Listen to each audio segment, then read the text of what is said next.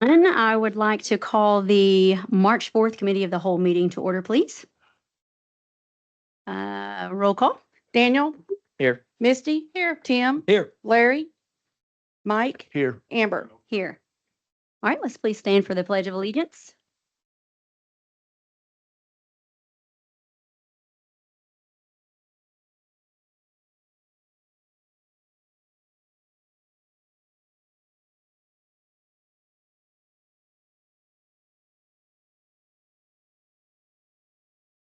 Right, I am seeking approval of tonight's agenda. Do I have a motion? Oh, also, I need to note that we are adding item L. We were emailed this today, so that would be item L, the resolution of City Council of the City of Elm Springs, Arkansas, authorizing the destruction of certain court records of the Washington County District Court. Anyway, so if you do make a motion, we need to add that if you approve that. Yeah, well, I'll make that motion with the caveat that we all know how we don't like getting things last minute, but this seems like a pretty small matter. I read through it. So I'll make the motion to approve the agenda with the addition of L. I'll second. Roll call. Misty, Yes. Mike, Yes. Daniel, Yes. Amber, Yes. Tim. Yes. All right, I am seeking approval of the February 4th, 2025 COW minutes. Do I have a motion? Well, I was here. It says I wasn't present, so I don't mind making approval with that one change. And I Didn't you say- penciled you in when you came in. Okay, Yes, it just says on the top, Mike and Tim Burris were not present. yes, because you weren't at the time of roll call. Gotcha. Okay, I have a motion. Do I have a second? I'll second. Roll call. My arrival there. Mike, Yes. Tim, Yes. Larry, or Amber, Yes. Daniel, Yes. Misty. Yes. Okay, we're seeking approval of the February 5th, 2025 special city council minutes. I'll make a motion to approve. Do I have a second? I'll second that. Roll call, please. Mike, Yes. Tim, Yes. Amber, Yes. Daniel, Yes. Misty. Yes. Okay, time for citizen comments. This comment time is for any item not on the agenda. We do ask that you be respectful of everyone's time, and please keep your comments to 3 minutes or less. And James has the time over there on the wall. So does anyone have any comments tonight?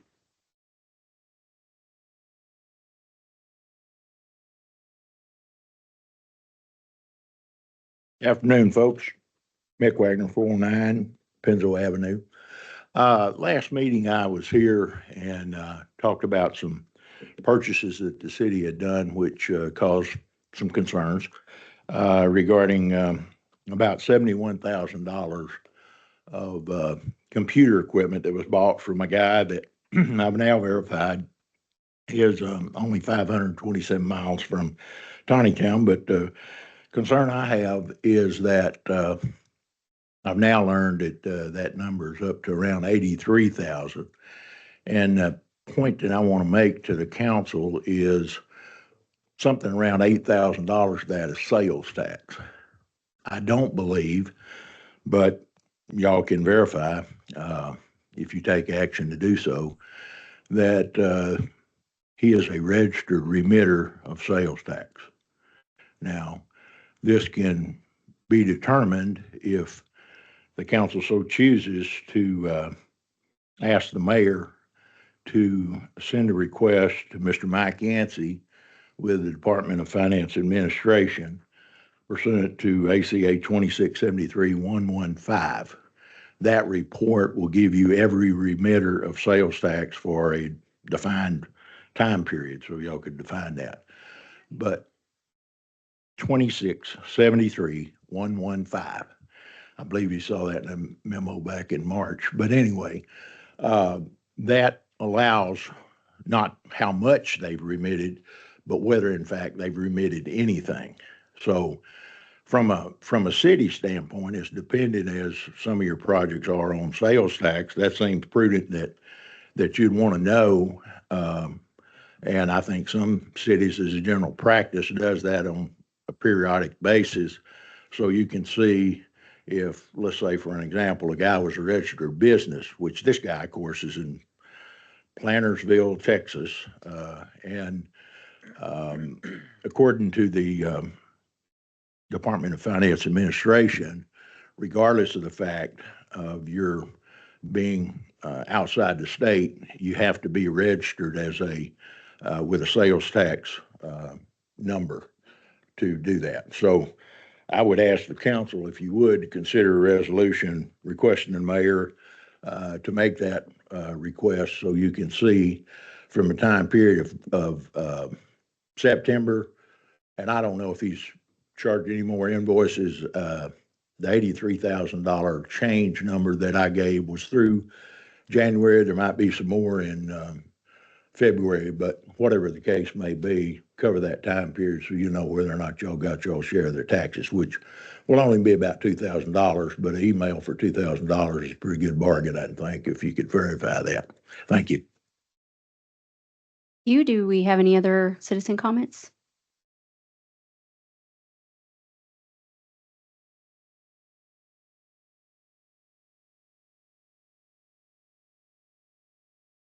Good afternoon, Kenneth Lovett, 18702 Clearwater.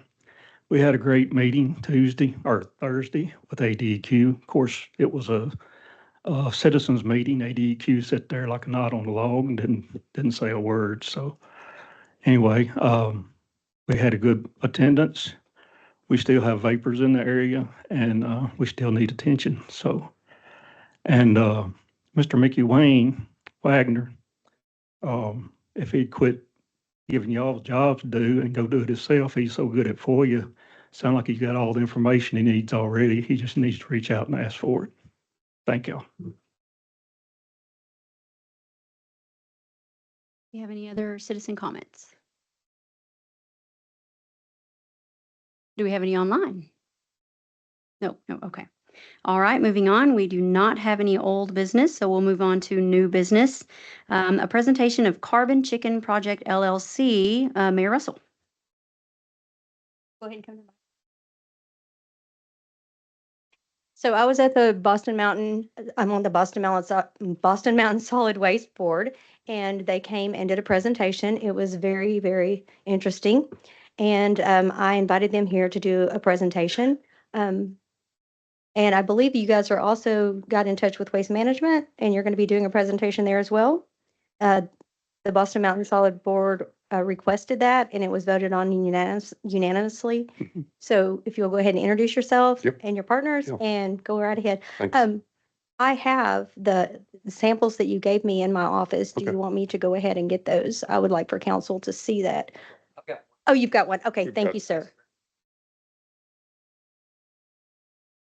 So my name's Richard Imms, and I am with Carbon Chicken Project. This is Jody Harden, our CEO for Carbon Chicken Project. So Carbon Chicken Project was formed because firstly, and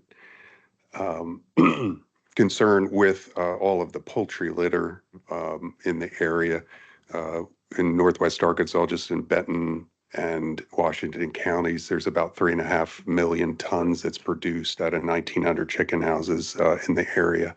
So a lot of it gets shipped up to Kansas, but a lot of it continues to be in our area, a lot of unaccounted for, and leaches into the watershed. So our idea was to aggregate a lot of that litter and to then compost it properly, so it's all of the pathogens are composted out of that litter, and then we combine it with biochar, 20% biochar, and I'll get into what that is. But the council's taking a look at it. Here's our pelletized product. So this is just some backstory. This doesn't really factor into what we're talking about with the landfill this evening, but give you a backstory. Also, more backstory, I'm the owner of Food Recycling Solutions. So we pick up and divert from businesses food scraps. We pick up about 25 tons a week from Northwest Arkansas, gets diverted from the landfill and turned into compost for area gardeners and farmers. So it's a closed loop system.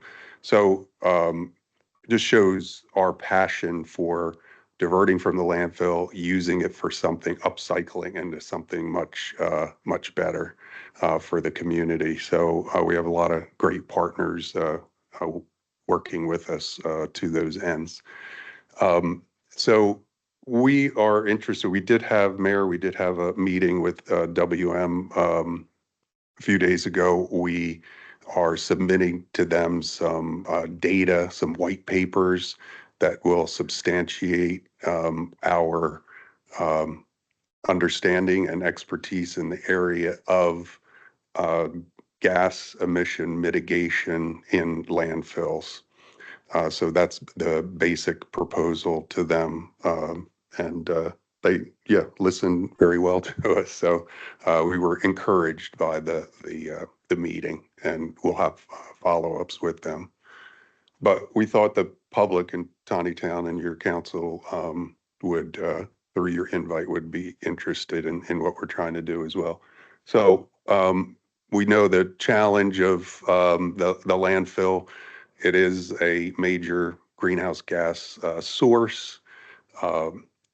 It off-gases a lot of methane, but we do give the landfill, we told them this, a lot of credit for capturing a lot of that methane and then using it to power vehicles. And it's a great effort, so we really appreciate that. Of course, there's still will be off-gassing, including methane. There's a lot of VOC concerns as volatile organic compounds that come out of that. And we'll go through a little bit of testing. The acrolein and benzene are some of the most critical off-gassing that's been tested by DEQ, Department of Energy and Environment. And so that's a major concern. Other pollutants, you've got carbon tetrachloride and sulfur dioxide also levels. Hard to read, sorry about that, but these are the major gases and their implications. So acrolein on prior service. So when they send us into the gas tent to test the seal on our masks, and you take the mask off, and they want to give you, of course, the feel of what it is to be gassed. You come out throwing up and coughing and whatnot. But one of the main elements in that tear gas is acrolein. So it's nasty. Benzene also, carbon tetrachloride to the levels to a lesser degree, and sulfur dioxide. There's also chloroform and naphthalene, other gases that have been tested through last year by DEQ in and around the landfill. These, of course, cause really nasty things to happen to people in breathing them in, such as cancer, including leukemia, and just really overall irritant, eye irritant, coughing, chest issues. So our solution is something called biochar. So biochar looks like charcoal, and it is not charcoal, but it certainly looks like it. There is a sophisticated system technology called pyrolysis that develops this. You can use feedstocks such as wood in there as a feedstock to turn it into biochar. You can turn almost anything into biochar. Bagasse and corn stover and wood chips, all of these things. So it's a inner chamber. You're baking off all the things that are not carbon. So what you have resulting is 85 to 90% pure carbon. It's one thing when you put it into the soil that will never break down. At least it has 1,000-year durability in the soil. So that's important. It'll continue to do its work, which is absorb gases and odors. It captures those VOCs and GHGs and other harmful gases based on its composition. It enhances microbial activity, and the big thing I think for the landfill is that it will mitigate odors. It's a natural air filtration scrubber. Here's what it looks like in under scanning electron microscope. So it's pores within pores within pores. So it's been said if you took a gram of this, which is about, say, the head of a pencil eraser, and you unfolded the surface area of that 1 gram, it would spread out to about 9 square yards surface area. So kind of mind-blowing, but through the science of pyrolysis, this is what it produces. It's got a high aromaticity, as I said, very durable, 1,000-year life, and this is what gets it eligible for carbon credits as well. Obviously, a very porous structure and a good alkalinity, which neutralizes acids. Our tailored approach, this is what we're proposing to WM at EcoVista, target the hot spots. So the data that was put out by the air testing, ADAQ air testing, was definitive in its measurements far above EPA levels for specifically acrolein and benzene. So we, along these roads, Arbor, I'm not in Tontitown, so sorry, Arbor Acres Avenue, Clearwater Road, and Penalto Road. And so we can use a hardwood biochar or woody biomass or even poultry litter to make biochar out of. So we have an abundant feedstock, in other words. And WM also has lots of C&D materials there that construction demolition material, a lot of wood that can be turned into biochar as well. So it would be a several phase rollout. So selecting the sites, we want to go into those hot spots that the data dictated that there's the most problem areas with.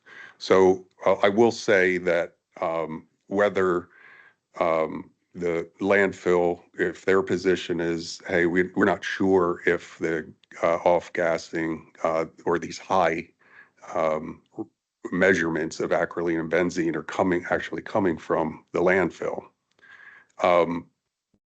But they are interested in odor remediation. They seem very sincere about that. So where it's coming from, everyone can have their own opinion of it. They certainly have theirs. That's not our fight. That's not what we're after. We want the community to not suffer from at least the odors. So the proof will be in the pudding. You put, obviously, if you're smelling odors, that's a molecular transfer of particles hitting our olfactory systems, and therefore that it's coming from gases somewhere. So my point is, if you eliminate the odors, you're likely eliminating the gases from which they came. So that would be the proof of the effectiveness of putting biochar down. So here's our expected results. Reduced emissions, or data shows that it can reduce 25+%. We're hoping for much higher than that. Improved air quality, carbon sequestration as well, and the community benefits, improved public health and odor reduction. And, our proposed, we say, of course, the landfill public image, I think, would be improved through that goodwill of trying to take care of that situation. We do have a team on Carbon Chicken project. So these are scientists and chemical engineers. So we do have some backing here. We have some expertise in this area, and we are local. The farm, our innovation farm, is right down the road on Harmon Road here, 11-acre innovation farm.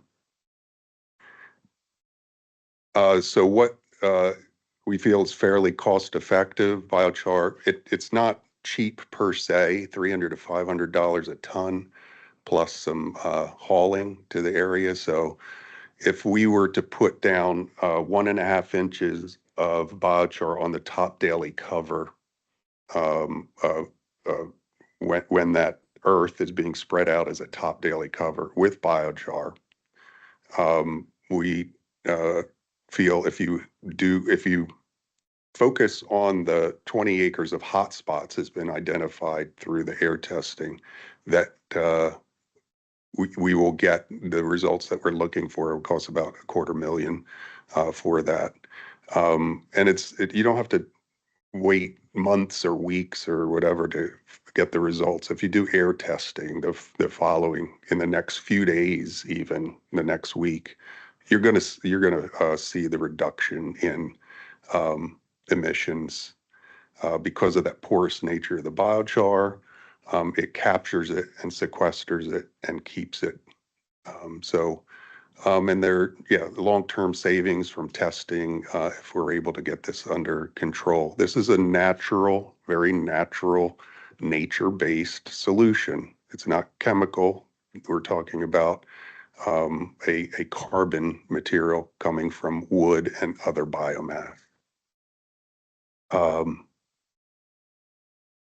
There's other benefits, a potential if WM was producing their own biochar. There are carbon credits to be had from that, which could be pretty substantial. And we have the connections with the registries through isometric protocols that will be able to administer the carbon credits. So I'll stop for any questions. Sorry for going so long. Not a problem. May I ask a few questions? Thank you. Do you pronounce your last name? IMS, yeah. IMS. Okay. Thank you You're welcome. for coming. Really interesting, and I appreciate it. Are you doing this at other landfills? No, it would be novel, certainly for this area. It has been done. There are reports that it has been done for gas mitigation at other landfills. We have white papers that are available that yes can be looked over, and it seems to be quite effective. And are you already in negotiations with WM over this? We're in early stages, one meeting with them with introduction of this plan. So they were receptive. They were also looking for additional data to support our assertions. And so we're providing those to them. And we hope to go forward and continue and be able to pilot this at least and look at results. Our expectation is not to cover the entire landfill with biochar day one. Not reasonable, but to hit certain hotspots, test, and look at the efficacious nature of biochar application. And would the 3,000 ton target, would that ultimately cover the entire dump or not even close? This would be to mitigate the current off-gassing.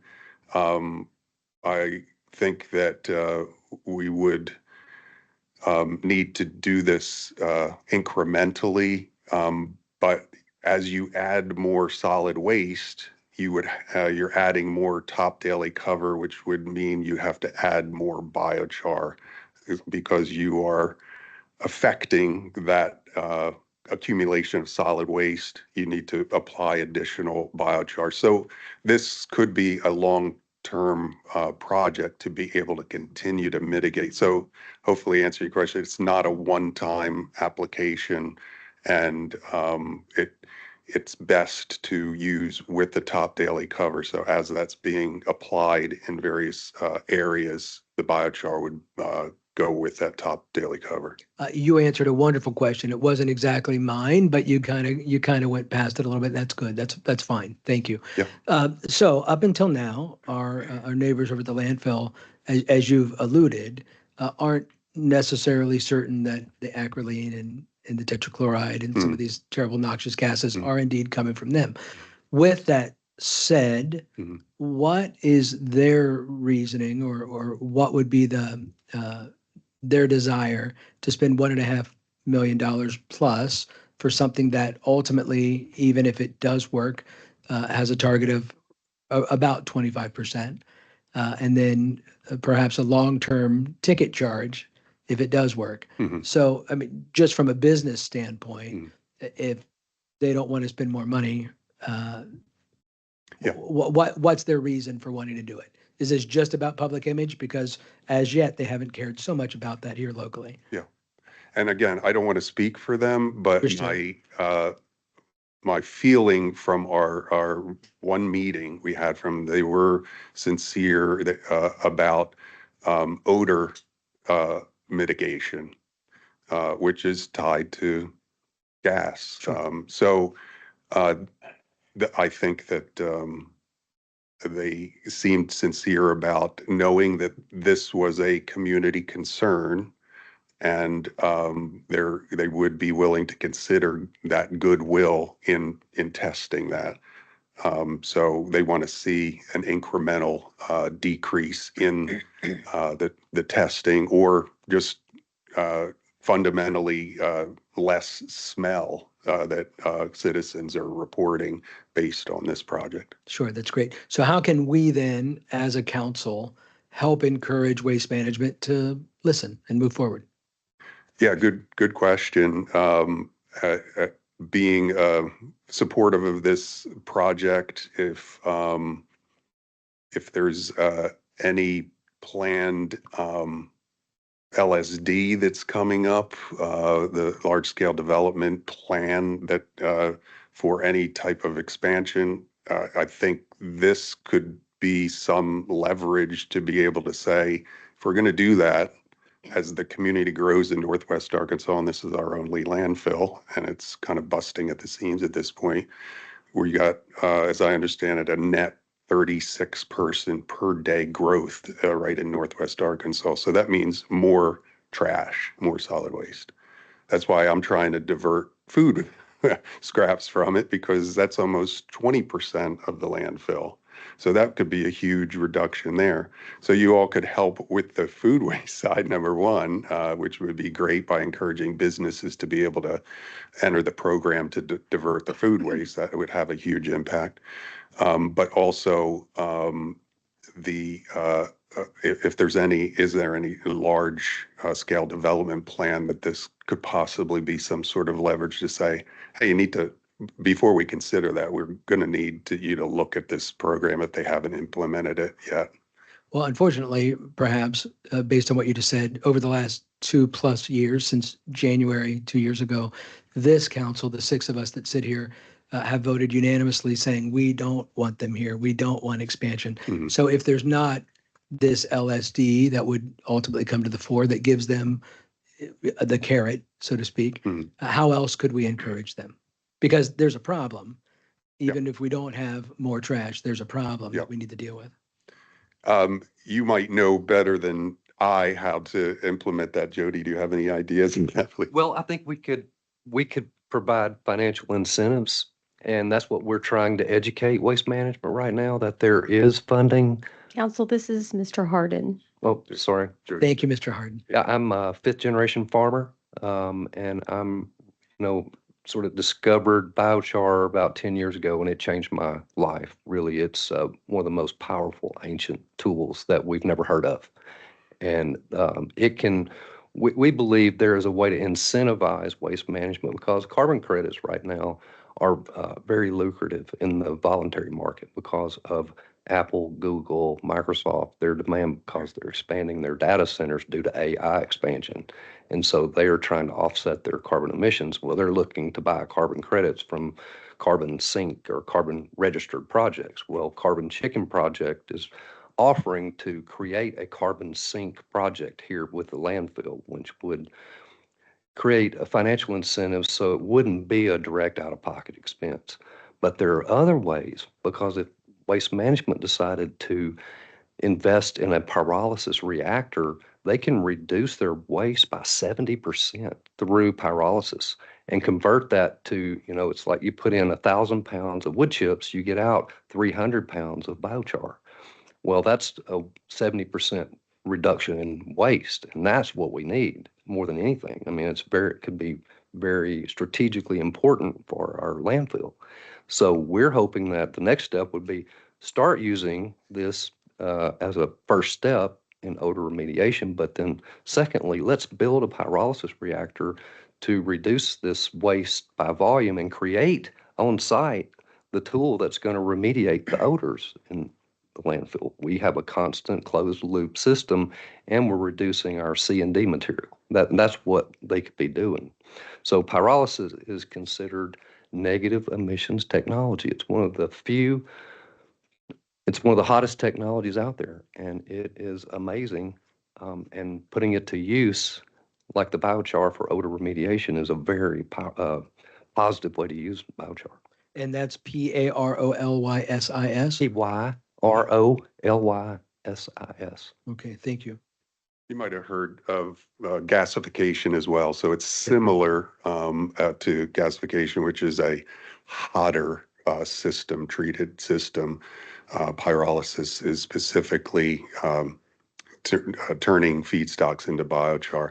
In addition, if WM did want to put in a pyrolysis system, not cheap, but the savings over time could be realized because it puts off tremendous BTUs, and those BTUs they will be recycled through the system, so it runs itself. The heating of the system itself, the off-gassing, is not vented to the atmosphere but captured by the system. So that's where the negative emissions technology is, when you can then run a turbine or something from it, generate electricity, sell it back to the grid, or run electrical vehicles with it. So it's another closed loop system. Does Fantastic. anyone else Thank you. have any other questions? Just one quick, how do we encourage the businesses to participate in the food composting Yeah. program that you Yeah, got? thanks for that question. I think I live in Rogers, but those that live around here, you go to a lot of these restaurants in the area, talking to the managers and owners and saying, hey, did you know there's a program that you don't have to throw your food scraps in the landfill? And I would really like you to take a look at this, kind of encourage them as their patrons to be able to participate. And they could find us online, foodrecyclingsolutions.com. Provide bins or something for Sorry? them? Do you provide bins? Or Yes, we something do. for- We okay. provide bins for it, and a truck goes around and picks it up, goes to the composting site. And they're participating in a sustainability program that actually puts compost in for gardeners and farmers. It sells out. We can't make enough of it. So it's very high in demand. So thanks for that question. That website one more time? Yeah, I'm sorry. What was that website one more time? Foodrecyclingsolutions.com. So is there a flyer of something sort that we could print out to give out to our restaurant owners here in town? Yeah, absolutely. I can send you that. I'll definitely. great. Yeah, I will provide that. Thanks. Yeah, thank you. Thank you very much. Yeah. Any Thank other you. questions? Those were good questions. Okay, thank you very much. Thank you. Thanks, Mary. Appreciate it. Item B, a discussion of adding prayer to the City of Tontitown Committee of the Whole and City Council meetings. Mr. Burse. Thank you, Mrs. Ibarra. The U.S. Senate, the House of Representatives have a long tradition of opening sessions with prayer. It actually dates all the way back to 1774, even before the founding of our country. The Arkansas House, the Arkansas Senate, they each open every session with prayer, and so do several of the cities here locally in Northwest Arkansas, including our neighbors here, Springdale, Elm Springs, Siloam Springs, Lowell, Cave Springs, just to name a few. A precedent has been set at the federal level, at the state level, at the local level to add prayer to agendas. And I think we should do the same, that we should have an ordained minister open each session of our city council and COW with prayer. That is all. Does anyone have any comments? Any citizen comments regarding this item? Nope. Council? So who would be in charge of setting that up? Because, I mean, who are we putting in place of responsibility to set that up every month? I'd be happy to take that on, but if somebody else wants to do it, that's fine as well. No, I just wanted to understand because that's a lot of work, a lot of things to keep up with. Do you have a structure system on how that would work? I would reach out to every local pastor. I'm certain that they would be willing to roll through and pray before meetings. It's what happens on a federal level, state level. We would just implement it here. And I'm looking toward the future, how that would continue. Say we come off council, who would take over from that point? We get to add or subtract whatever happens on our agendas. So okay. if, for instance, I were the person in charge of that and I lost an election or decided not to run again, Sure. the council would have to figure out if they keep that, what they do about that. Okay. And you just need a motion to move this to Exactly. city council. I'll make that motion. Move it to city hall or city council. I'm sorry. A second. A second roll call, please. Daniel, Yes. Misty, Yes. Tim, Yes. Amber, Yes. Mike. Yes. Move to council. Item C, a discussion of the city council's oversight responsibilities in relation to the city's purchasing activities. Mr. Wojciechowski. Yes, and I'd ask the chair to indulge me to address one topic that's not, it kind of dovetails with this, but it was brought up in citizen comments about the Arkansas Code 2673-115. Because it was brought up in the COW meeting a month ago, printed that off. I didn't have any intentions to discuss it tonight, but I do have a copy of it. If you want to see a copy of it, you can have it. But it basically outlines what Mr. Wagner was talking about, and I'll pass it down. I don't think this will take more than 5 minutes, but I do request that should I exceed my 5 limit time minute, that I be allowed to do so. So if you want to set the timer, I'm fine with that. I'm just going to read from a prepared statement. It's going to be a whole lot easier for me to do it this way than to try to do it from off the cuff. I asked for this to be discussed at the COW meeting tonight as a result of the presentation that transpired at the February COW with regard to the business dealings of the city with Gregory Lloyd. Through the months of September through January, a significant amount of money was paid to Mr. Lloyd and/or his company, Cove Networks. Though judging by the list of payments that were listed on the register, it appears that most, if not all, were paid to Mr. Lloyd personally. I inquired at a November meeting as to who Mr. Lloyd was, and I was informed that Mr. Lloyd was an IT person. I didn't think anything of it, nor did I inquire any further in person or at future meetings to be provided any more details. While I did see that a lot of money was being paid to Mr. Lloyd, it didn't cross my mind that anyone was violating Arkansas code or the city's own conduct on spending/purchasing. In retrospect, I, as a councilman or any other council member, probably should have asked, in lieu of the total amount that was being paid to Mr. Lloyd, hey, what's going on here? Because while it is true that discretionary spending limit is $20,000 for single purchases for equipment or services, if the aggregate of the equipment or services to be provided exceeds that discretionary purchasing limit, the approval of council is mandated by law and our city code. The issue, in my opinion, then becomes intent. The Arkansas Department of Transportation and Shared Services Services and the Office of State Procurement provide guidance on this issue, and the bulletin was included in the packet of documents given to council last month. I will read what I consider to be a particularly relevant portion of this document. It can be found in the second full paragraph if anybody still has their paperwork from that. Arkansas procurement law prohibits artificially dividing or splitting a single purchase that exceeds the small procurement threshold into multiple separate purchases that fall beneath the small procurement threshold to avoid competitive bidding. Competitive sealed bidding, competitive sealed proposals, or other appropriate procurement method. This is sometimes called split purchasing. Whether a series of procurements constitutes split purchasing in violation of Arkansas procurement law will depend on the intent of the procurement official, which may be inferred from facts and circumstances surrounding the purchases.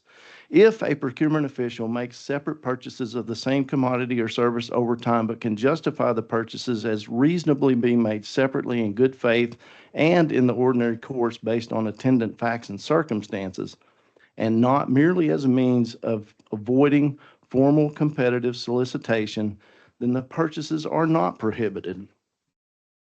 There's much more to this, and you can go read it for yourselves. It's easy to find on the website. I spoke with the mayor on Friday, and I told her of my intent to discuss this topic. I also asked how this relationship developed with Mr. Lloyd, and she advised me to speak with Captain Bowen. Captain Bowen at the time was on vacation, but I was able to speak with Chief Dennison. I had a lengthy conversation with Chief Dennison, who provided many details for me. I will only provide a 50,000-foot view of what was discussed, but I also asked Chief Dennison if he wouldn't mind speaking tonight to provide further details of all that ensued. As I give my overview, I also invite Chief Dennison to please correct me if I misspeak.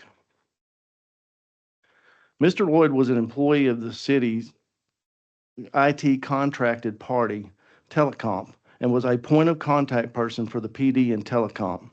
According to Chief Dennison, the city was experiencing some issues with responsiveness of the IT contractor to respond to some of its needs in a timely manner, particularly after the departure of Officer Sweeney, who served somewhat as a liaison between the police department and Telecom. After Officer Sweeney left, Captain Bowen became the point of contact for the police department and the IT contractor, and in particular, the contact was Mr. Lloyd. At some point in this process, there was apparently discussion that the city would terminate its contract with Telecom, in part because the city and the police department were being fed information that Telecom was in the process of laying off employees and would probably not be in business for long, which turned out to be a total fabrication.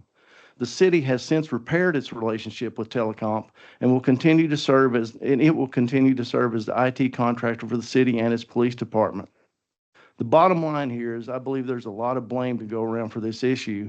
We as the city council are the fiduciaries of the city, and as such, we are encumbered with the duty to ensure that city funds are appropriated correctly and discretionary spending authority is not abused or violated. I failed, and quite frankly, the council as a whole failed to follow up and ask more questions about the city's dealings with Mr. Lloyd. By the same token, the city failed to advise council about this situation when it became apparent that the money going to Mr. Lloyd could be perceived as a split procurement or split purchasing. We have to do a better job to avoid even the appearance of impropriety when it comes to spending our tax dollars. The State of Arkansas Procurement Manual can be found at transform.ar.gov/procurement. In closing, I don't think there's a case to be made for nonfeasance of any individual in this case. As I stated before, there are failures on many levels. I believe we all need to do a better job in the future to ensure we are completely transparent and above board in our dealings, and there was a failure on a few levels in this instance.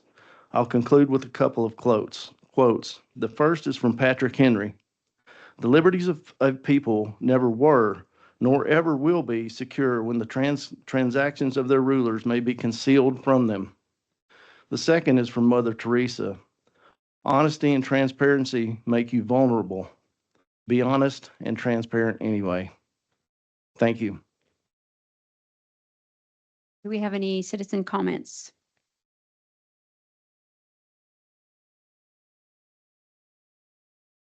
Any comments from council?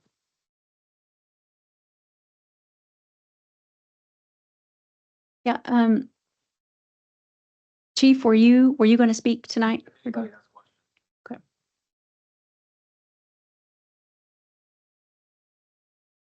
So we have now roughly $80,000 worth of new IT equipment. Is that correct? No, I don't have numbers, don't. but there's portions of that is equipment to be installed, now owned by the city. And then the rest of that was services, paid. And has that equipment been installed? Not yet. That's what we're working with Telecom on currently. So,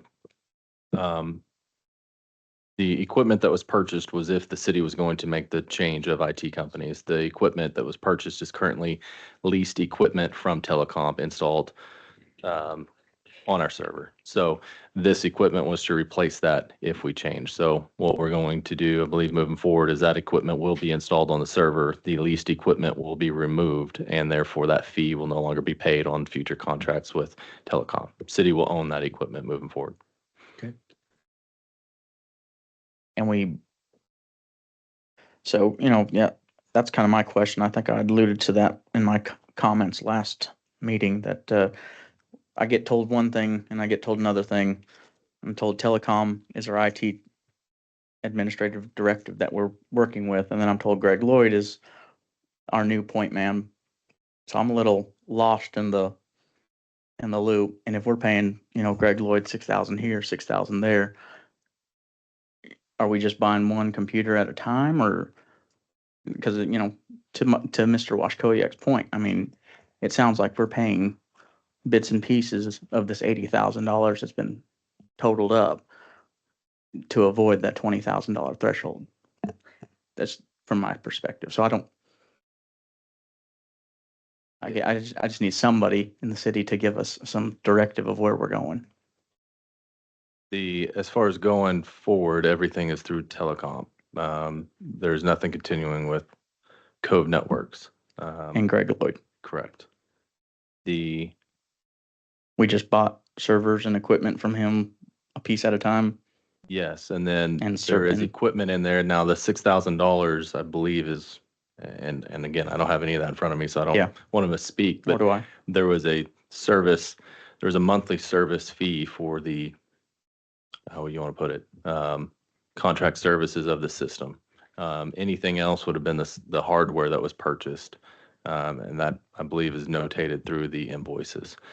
But the $6,000 is roughly again, I don't know how you want to put it, but Code it, yeah. service fee contract, whatever it may be, however you want to address it, that's the monthly fee for the services from Cove Networks. Gotcha. Which is not Telecom. Correct. So what we were told from Mr. Lloyd, we were working toward going toward Cove Network. And what we were told was that we would have to get these firewalls installed, this equipment installed. And we want to make sure that all this equipment and everything is installed and make sure the firewalls and everything is in place before we pull from Telecom, because we don't want the city to be vulnerable for any attacks. And that's what we were working toward. I agree with Mike, and that I don't think there was, just in hearing the entire story, and how it all unfolded. I don't believe there was I don't think there was any malfeasance in this. I just think it was a lot of misinformation, bad information, untruthfulness from the other party. It was just a big debacle, which the mayor agrees. It was just a big mess. So anyway. So I have a question. I understand Sweeney was a liaison, and unfortunately he's not with us anymore. But who's the liaison now? Who's in charge of this contract? Is that the mayor? Is that you? Is that Mr. Bowen? We're not in charge of the contract. That's So not us. who's our contact at the city with Telecom? For the police department, it's Captain Bowen. Okay, only for the And police this- department. Correct. And this is when that is, This is if officers have issues pertaining to IT-related problems, it goes through Captain Bowen. Okay. He is the facilitator between the two. So if an officer has an issue, whether it's a computer in a car or here in the building, they'll let the captain know. He will contact telecom for the fix. And what happens if fire has trouble or water has trouble or somebody in this In this, in on this building? I mean, I know you're the chief of police. I don't expect you to have that answer, but it's a question that I thought you might have the answer to. Well, I could speak from my perspective on that, Tim. When I got on council and, had to get my phone, my email government on my phone, I was told to get with Detective Sweeney. So Right. But I don't, again, Detective Sweeney's gone. So correct. who- So who I would handles that from assume, administration? if I had another issue, I would go to Captain Bowen. Okay, go ahead, Mayor. I'm sorry. I was going to say, right now, everything's been going through Captain Bowen. Okay. Okay. So here's my concern, and this isn't directed at you or anybody else necessarily. And I don't mean to pick on you, Mayor. However, how can the mayor's office avoid the appearance of impropriety? So in the 2 years plus that you've been in the position, I feel, and it's not just under your administration, I felt this way in other administrations, but I feel like I'm personally often grasping for information. And I'm on city council. So there are lots and lots of things I don't know. I feel like when I'm up here, often that I am made privy to information that I wouldn't have been otherwise. So I want to make sure that we can support you, that we have your back, that if there's ever a question or an accusation or anything like that, that we can feel confident. This is one of those things with Mr. Lloyd that I do remember asking questions about. Again, from a transparency standpoint, I think there may be some things that we can do, and we don't have to have those answers now. But do you have any ideas of how we can be more transparent as a city, as City Hall? Actually, we were talking about that in a meeting today. Awesome. And we are trying to come up with a solution to where we can get more information to the council. Jamie and Luann and I all sat down today and we just talked. We're also going to be talking about it at our department head meeting, come up with the ideas and see what we can do. I do want to mention on the bills that were discussed, some of those were fire, some of those were museum, some of those were police. It wasn't that all of those came to me at the same time. It was all across a whole different, different times, different months, different venues, Different Um, departments. departments. I said venues instead of departments. So yes. And so it was all pertaining to different things in different areas. And that's how that all kind of came about. And I think this is just, again, I'm critical of many levels here, us. Including us. And right? so, Understand. basically, we want to avoid this from, at any point from going forward. So, and I think one of the issues brought up by the OSP policy is, if it becomes apparent early on in the transactions that we're going to exceed the discretionary spending threshold, we need to at least seek the advice of, if not city council, maybe ask the attorney. So we just want to avoid, and it looks like we all have a little bit of egg on our face at this point, avoid these kinds of situations from occurring in the future. So, it's always best to err on the side of caution. I mean, we are required as a city of the first class, required by state law to follow the purchasing policy that's set out. So, let's just be careful. I spoke yet. I've been kind of processing it all, but I feel like we were given a lot of false information, and when we realized it was false, we worked to correct it.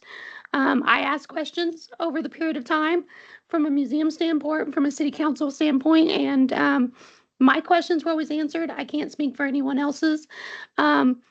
It's a bad situation. We were given false information and everybody was working, and it's all different departments. So, and it all came at different times. I can attest to that myself. When the museum got their computer, it was just the museum. So I don't believe anything was done intentionally to hurt us. I like the idea of finding ways to be more transparent going forward. And it's just a bad situation all around. And it's happened, and how do we fix it to go forward? Well, if I could make a quick suggestion, one thing we could do, and I understand it sounds ridiculous, but if we brought more things to city council to vote on, even if they were at a small dollar value, that takes the egg off of the mayor administration and puts it on city council, at least if there's a problem. And I understand that creates some other issues, but it is a thing that we might want to consider at some level. But Well, I am so glad that you said that, if I could speak. yeah, Um, I Mr. Latham? I didn't mean to tee you up, but. Oh, you did perfect. Good, perfect.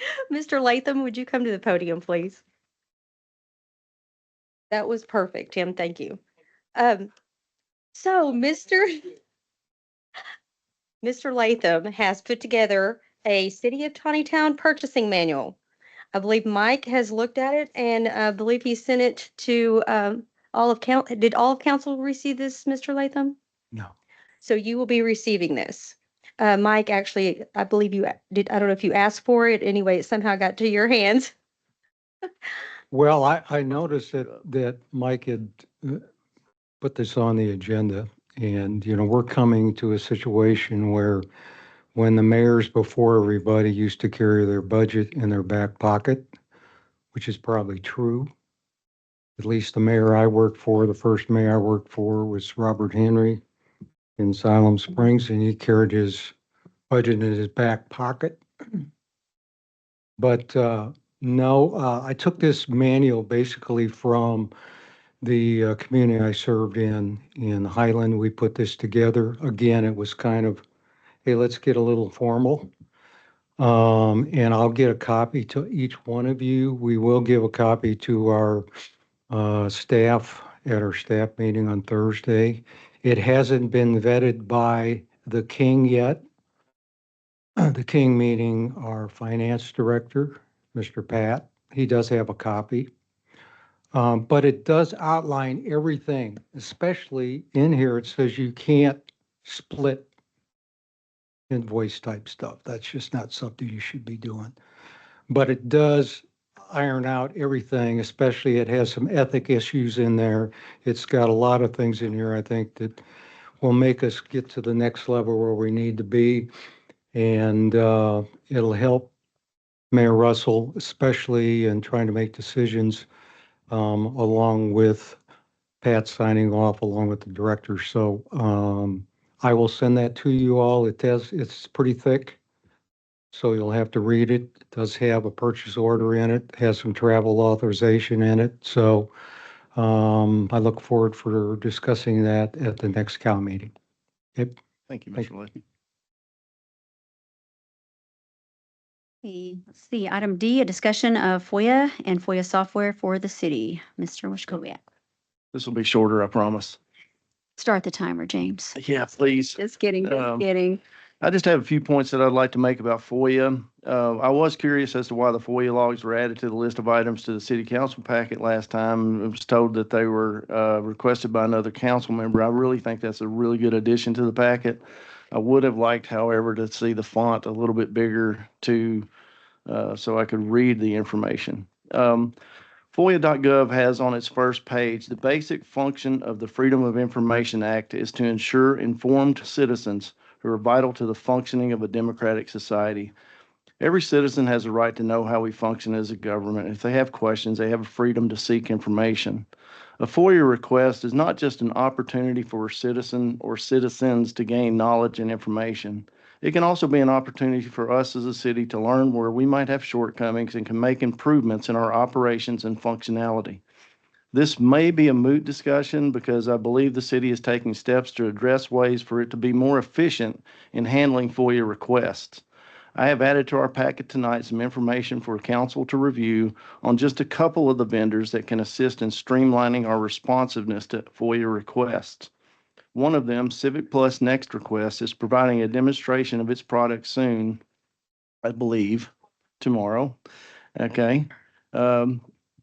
Let's see. Global Relay is among the leaders in what is known as DCGA, Digital Communications Governance and Archiving Solutions. You have a one-page handout on them. Just FOIA is another entity that assists with this issue, guarantees that, and they're in this information, which I don't have a packet on them. Just FOIA guarantees that Just FOIA is the easiest to use records request software, or we will train you again at no extra cost. A couple of other firms in this area are Smarsh and Mimecast. These programs allow requesters to submit their requests through a portal, and in many cases, if not all, I don't know, I'm not familiar enough with the functionality, all of them, but they allow the public to see what has been requested and how the city how the request was responded to. I did speak with Harmony Morrissey at the City of Hot Springs, and she gave me a rundown of how Next Request has helped them cut down significantly on response times for FOIA requests. And that's just one of the features that she outlined. Unfortunately, I was driving and didn't have the ability to take notes, so I'm giving you just really, really abbreviated cliff notes in my discussion with her. But I don't think she would mind taking the time to discuss with anyone if they had questions about how it's beneficial to Hot Springs. I've also reached out to Jeff Heyer with Global Relay, and he's promised to send some information too. So all of these entities will provide demonstrations for how their products work. And while I don't know the cost, I don't think it's terribly expensive. I know that we haven't put this as a line item in this year's budget, so we may have to wait for budgeting for the next year. However, maybe the reduction in man hours spent now would be offset by investing in something to help sooner than next year. In closing, I don't think we should dread FOIAs being submitted, nor should we vilify those who submit them. There are tools that are available to make us more efficient in responding to these requests, and that was why I asked to have this discussion. Thank you. May I speak? Yes, ma'am. Okay, Mike, we've looked into several different programs. And one of the, what our police department uses is called Case Guard. And they are $3,948 a year. They have different packages. That's just what our police department uses, and our police department has them for videos as well. So one for the city might not be as much. So Corey has given me the information, and I'm going to contact them tomorrow. Justin's office, which is our city attorney, he uses the Just FOIA. It is $6,187 a year. Of course, Civics Plus is coming tomorrow. And we also have one template for iWorks that we are already on, and theirs is going to be around, it was a little over $4,000. So we are looking into that. We have been looking into it for 2 or 3 months now, and hopefully we can narrow something down and see if we can make an addition to that to our system. So will we add these other two that Mike's brought and get quotes on them as well? Civics Plus is coming tomorrow. Oh, but the global relay and the next request. If you wish me to do that, I can do that. Yeah, I would love to see. Civic, All Next of it. Quest is Civic Plus, so. Oh, is it the same? Yeah, they're the same. They're the same. Okay. Yeah, So, sorry. no, I will just say this is a thing I think we greatly need.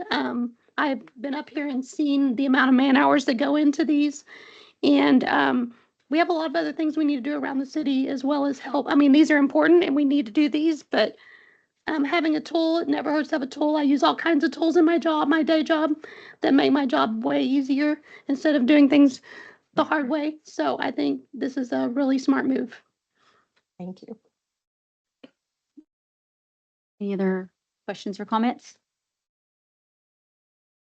Okay, well, let's move on. We will move on to item E, a discussion of land purchase agreement for the Tontitown Police Department. Chief Jennison.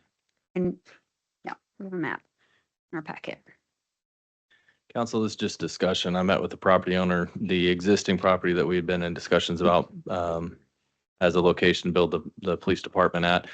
They feel is better suited to meet needs as it butts up to their property, being connected to it. So they have offered the land across the road essentially.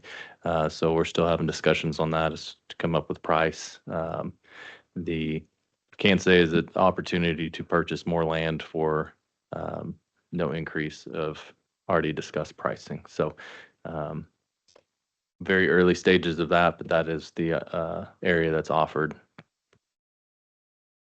Is this the same location we talked about a year and a half ago? Correct. We'll be closer neighbors.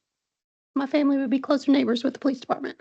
So just right across the street. Yeah, right across the street. How much land? Same? Don't know exact yet. Like I said, very early conversations, just want to make sure you guys are aware that it's not the same location that we were looking at. It's across the road. So there's, like I said, the opportunity to purchase more land. What we were looking at was a little over 2.5 acres. And this has the opportunity to purchase a little bit more. So don't know an exact amount yet, but or price, Is he still looking to keep part of that as green space, correct? I believe so.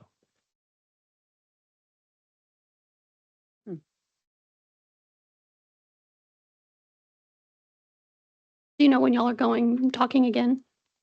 The goal right now, we have a meeting Thursday with another architect firm. That will be the conclusion of who we're meeting with, and hope to have a decision on selection of one of those by Friday. And then after that would be to get a contract negotiated and bring before you. And then work towards getting kind of a site overlay, so we have an idea better to know acreage or how the layout of the building and parking and all that might be. So still a little bit of time ahead of us. And you don't have any reserve with being butted up to residential versus the commercial area? Not necessarily. I think that there's a way in some of our discussions on it is maybe an opportunity to kind of get a buffer in there with how we do the layout of building and parking.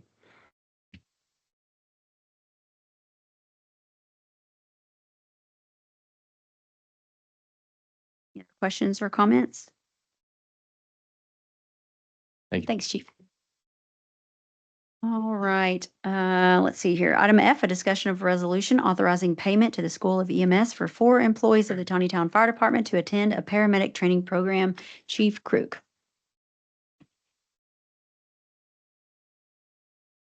I just want to say I appreciate you for calling and having this discussion with us a couple weeks ago, or at least me. It was very helpful and very informative. So I know I've spoken with all the council members about it. Do you guys have any further questions I didn't answer? Everybody has the understanding of what it is and the benefits. Do you mind explaining a little bit to those who are present in attendance and online? Just a Sure. thumbnail sketch of what we're doing here. Sure. Please. So we're going to apply to the Department of Health to get an advanced response, which means we can put paramedics on our fire engines. We have to send them to paramedic school, obviously, first, and then we'd be able to practice ALS medical skills, start IVs, innovate people, and deliver medications. And I know I've asked you this on the phone, and I'm sure others have as well, but just for the edification of the public, why is this important to our city that we do it? We'll just have a faster response to ALS care. Right now, Central EMS is taking care of all of our ALS care and our transportation of the patients. So if there's a extended wait time, we'll be able to start ALS care before they get here. I think it's great. Good leadership. Yeah. Thanks. Thank you. Thank you, Chief. Thank you, Chief. All right, we need to push that on to council, don't we? I'll make a motion to push that to council. I'll second. Okay, roll call, please. Mike, Yes. Tim, Absolutely, yes. Amber, Yes. Daniel, Yes. Misty. Yes. Moving to council. All right. Item G, a discussion of a vacation of water easement. Mr. Clark. If you don't mind, I want to sit here so I can point to a couple of areas on the map. This is the drawing showing our new 18-inch water line that's actually along the front of this property. And this is the property that we're talking about. It's Kenny Tesaro's at this point. There was an existing water utility easement, exclusive water utility easement here kind of across the middle of his property that was granted in 1972. When we asked him for easement across the front of his property, he said, yes, but I would like to vacate this old easement when the project is complete. So we're bringing that to you now. As you can see, like I said, this is the easement. The water line was actually installed back here, not even in the easement where it was granted. But it hasn't been an issue for however many years that's been. But he is requesting now that we vacate this easement along the back here, now that we've abandoned that water line from somewhere about this point all the way to the Tesoro. So we no longer need that. Any questions about that? So why is it temporary? Temporary? It says at the top, water and sewer and temporary construction easement. Oh, there's almost always a temporary construction easement associated with easements because that allows them an extra 10 feet to work to install the line. Once the line is installed, then that temporary goes away and the permanent easement remains.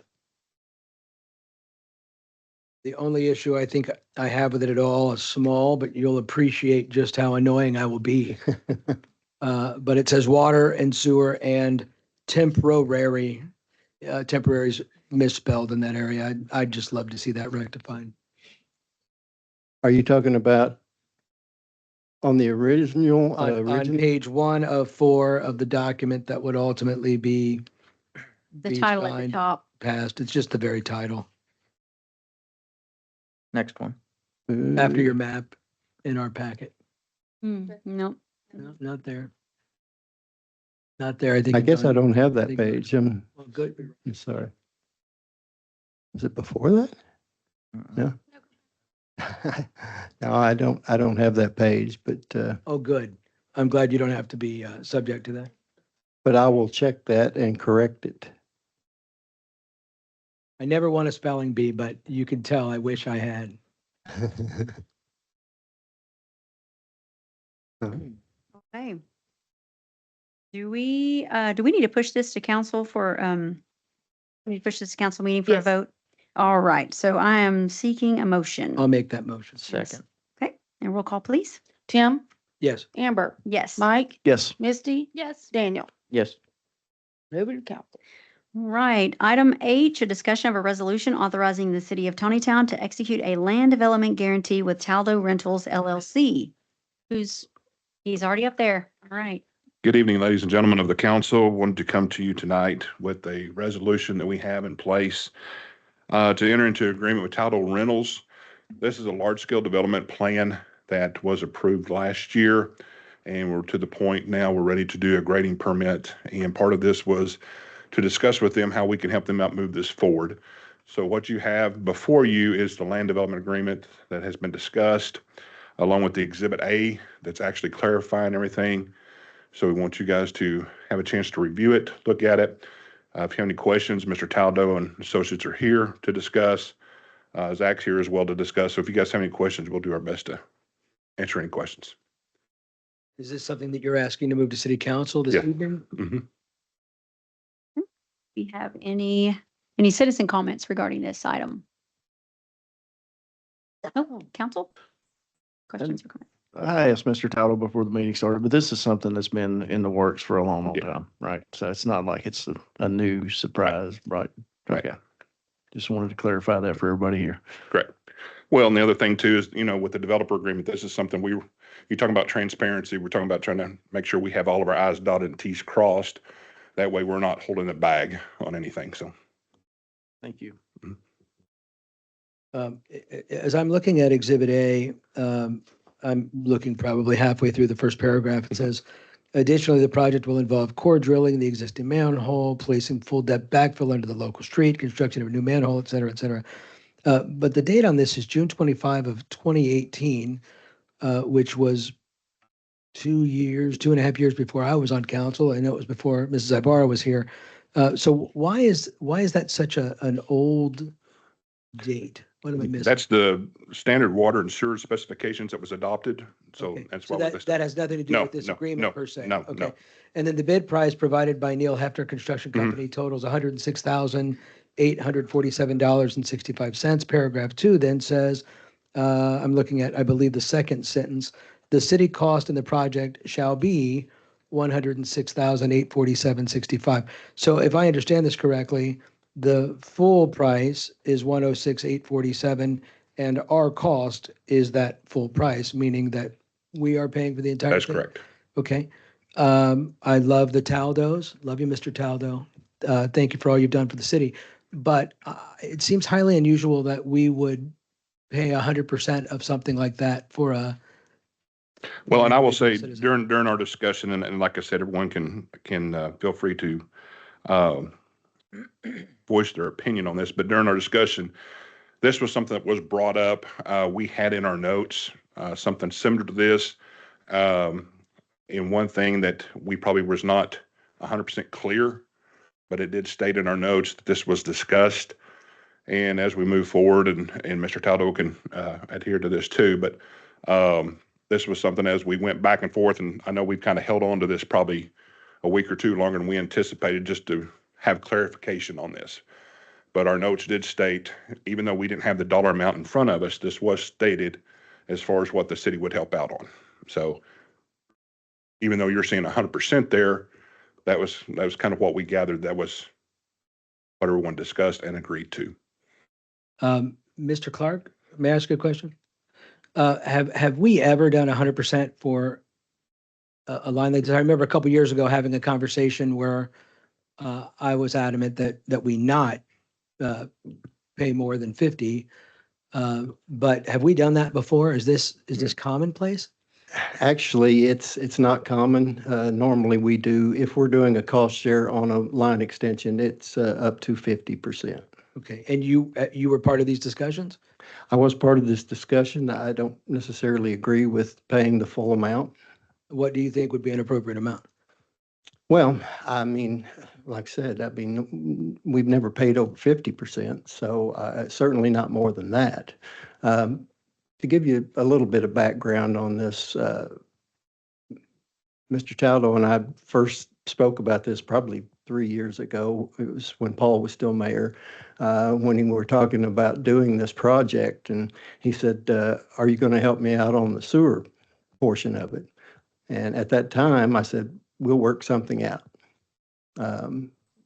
Not really giving it, unfortunately, a whole lot of thought. But, we do have some provisions for assisting with line extensions.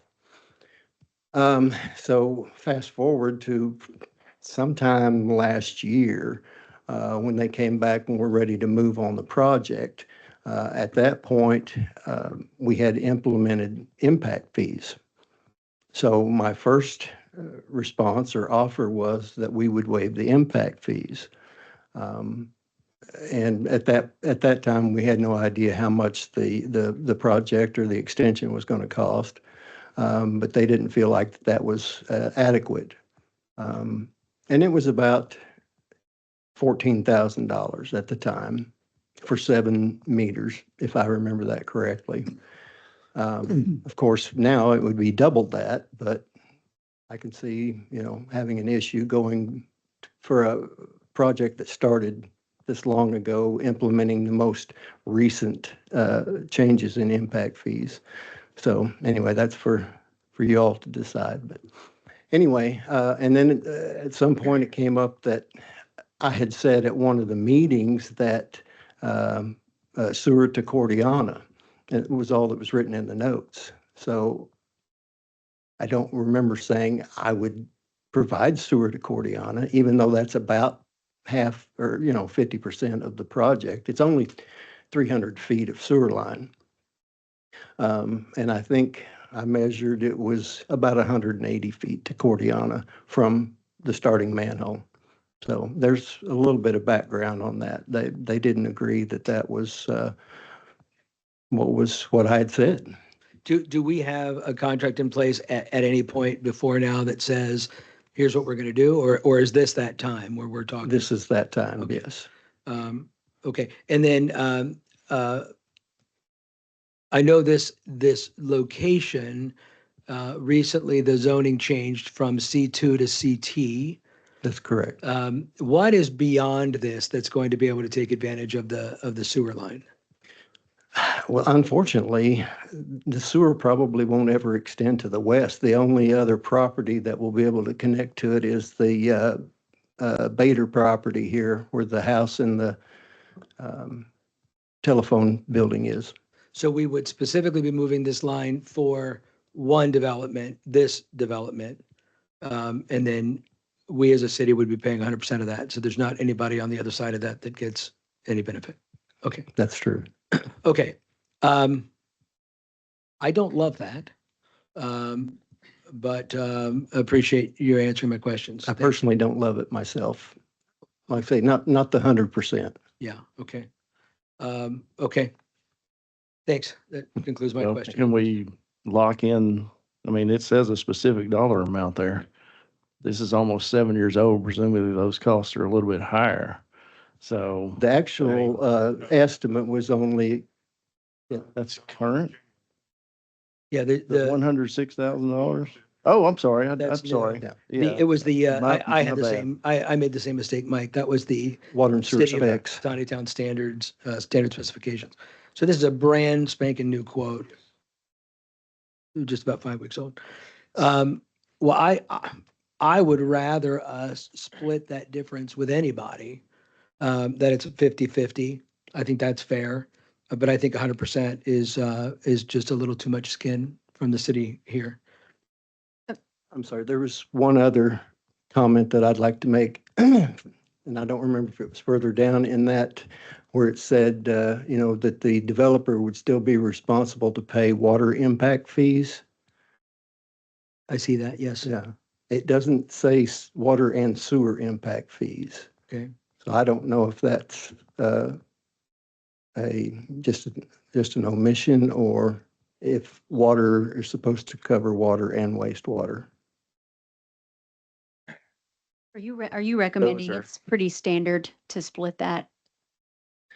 Yes, I mean, it's up to the city to make the determination if that's going to be beneficial to the sewer system or the water system. Like I say, unfortunately, this line won't go any further, but it does provide a connection point for, excuse me, the property to the north of it. Does anybody else have any questions for Mr. Clark? Because if not, I'm going to ask if Mr. Taldo has any comments he would like to make. Real quick, I just want to, the impact fees and the sewer impact fees, those are still only implemented at a 50% implementation rate right now. Well, right. Okay. We did 25%, and then just this year we raised that to To 50, 50% right. of the maximum allowable. So Yeah. on this, it'll be, if we agree to this, it'll be implemented at a 50% rather than the 100%. If we're going to go with, the most recent Correct. update. Yep. Thanks, sir. All right, thank you. Mr. Taldo, would you like to speak? Have any comments? Sure.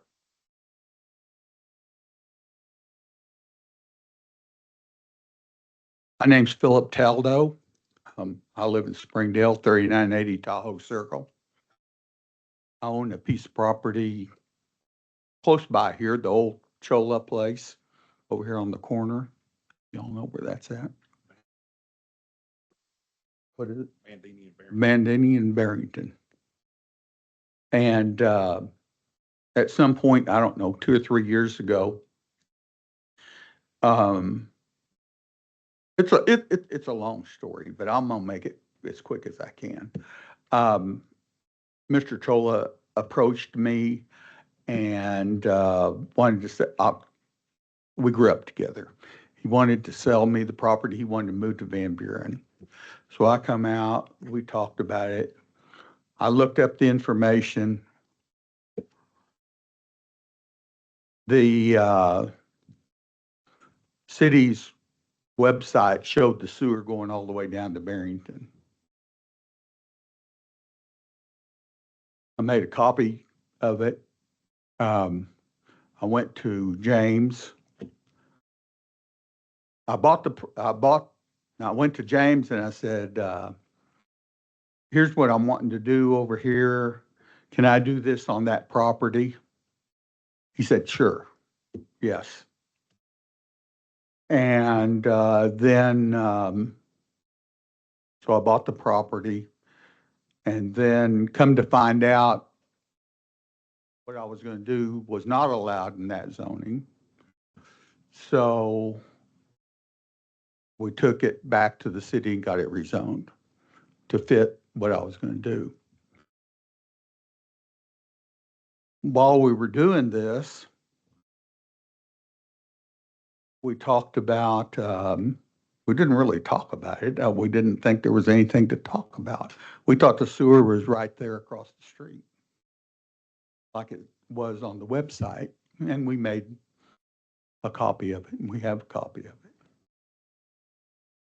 And then we find out there wasn't a sewer line there, which kind of surprised us. And so then pretty soon all these impact fees and everything started being talked about and discussed and negotiated. And, you know, if you do this, you get it done, you can get it waived, it's part of it. Well, I can't even tell you what all it was. And I'm speaking from memory. We had 2 or 3 discussions with staff. I don't even remember who it was. My assistant takes all the notes, and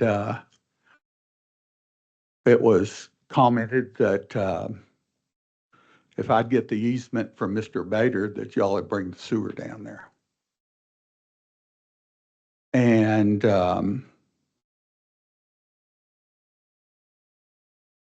so we had it in our notes. Whoever this was, and I can't remember. Yeah. And it was in their notes too. What exactly was in those notes? I don't know. You have to ask them. But Exactly. I don't know. You have a copy of your notes? Yes.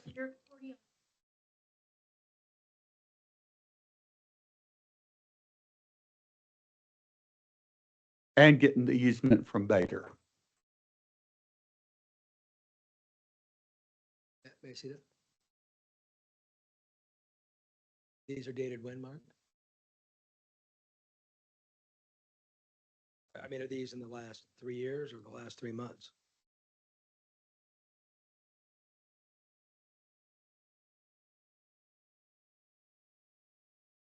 James City. Something to extend a crossroad. Is that, I don't know if that's Cordiana, and easement from, and easement from there. James, would you be able to pull up a map? Did you pull up a map of the property in Gordiana and where we're coming under manhole and all that good stuff?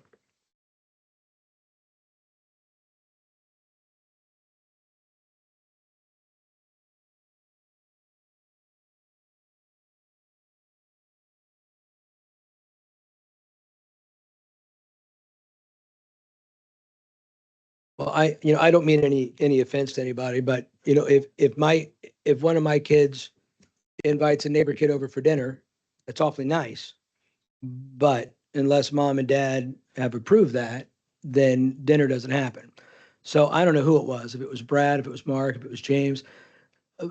But I'm having a hard time seeing an agreement made without city council or the mayor's office being part of that. I understand that isn't what you're looking for, and I understand where you're coming from. I wasn't trying to frame anybody into doing anything. I'm just telling you the way it came Oh, down. sure. Yeah, I appreciate that. And it very much. sounded reasonable to me. Yeah, well, and does it sound reasonable to you to pay half? It sounds reasonable to do what they said they would do. That's what it sounds. Which seems to be a little bit up in the air, but again, do you think it's reasonable to pay half the bill? If you and I go to dinner. I'm so tired of this thing over here. I'm about ready to just throw in the towel on it right now. Well, that's your business. I know it is my business. Yeah. But it has been one thing after another. Sure, totally understand. And if that's what you want to do, I wouldn't blame you. Now, James said that they were looking for a place for a fire station whenever I first came over. I mean, police station. And we even talked about the price, didn't we, James? I'm sorry, I'm missing something. Well, whenever I bought it and I come over and talked to James, he said, hey, we want to buy that. We want it for the police station. You mean the land that you bought? Yeah. But we didn't buy that for a police station. That, again, that's one of those. No, deals I that- bought it. No, I understand, but that was one of those deals that was talked about that never kind of came to fruition. Is that what you're saying? I don't understand. No, it couldn't Actually mentioned because it to I me. owned it. Mentioned it to me, how we'd love to have that piece of land over there. I'm just saying, we had lots of discussions on this, and all I can tell you is a representative of the city told me that if we get the easement, now, if they're supposed to come and get permission from you all, that's between you and them, Sure, yeah, the way I see it. yeah. And, you know, we discussed it. There was a lot of things about the impact fees and things of that nature. I held up my end. I mean, the city's document showed sewer line there, which it wasn't. And Sure. I would love to see it. Yeah. I still haven't even seen Mark's notes. They're still making their way down here. Mr. Taldo, how much did it cost you to purchase the He took 'em easement? back. nothing. Nothing. Thank you. Okay. I'm a smooth talker. No, not really. I know Mr. Bader, and he develops and I develop, and that's just courtesy between developers getting easements and things like that. He didn't charge anything.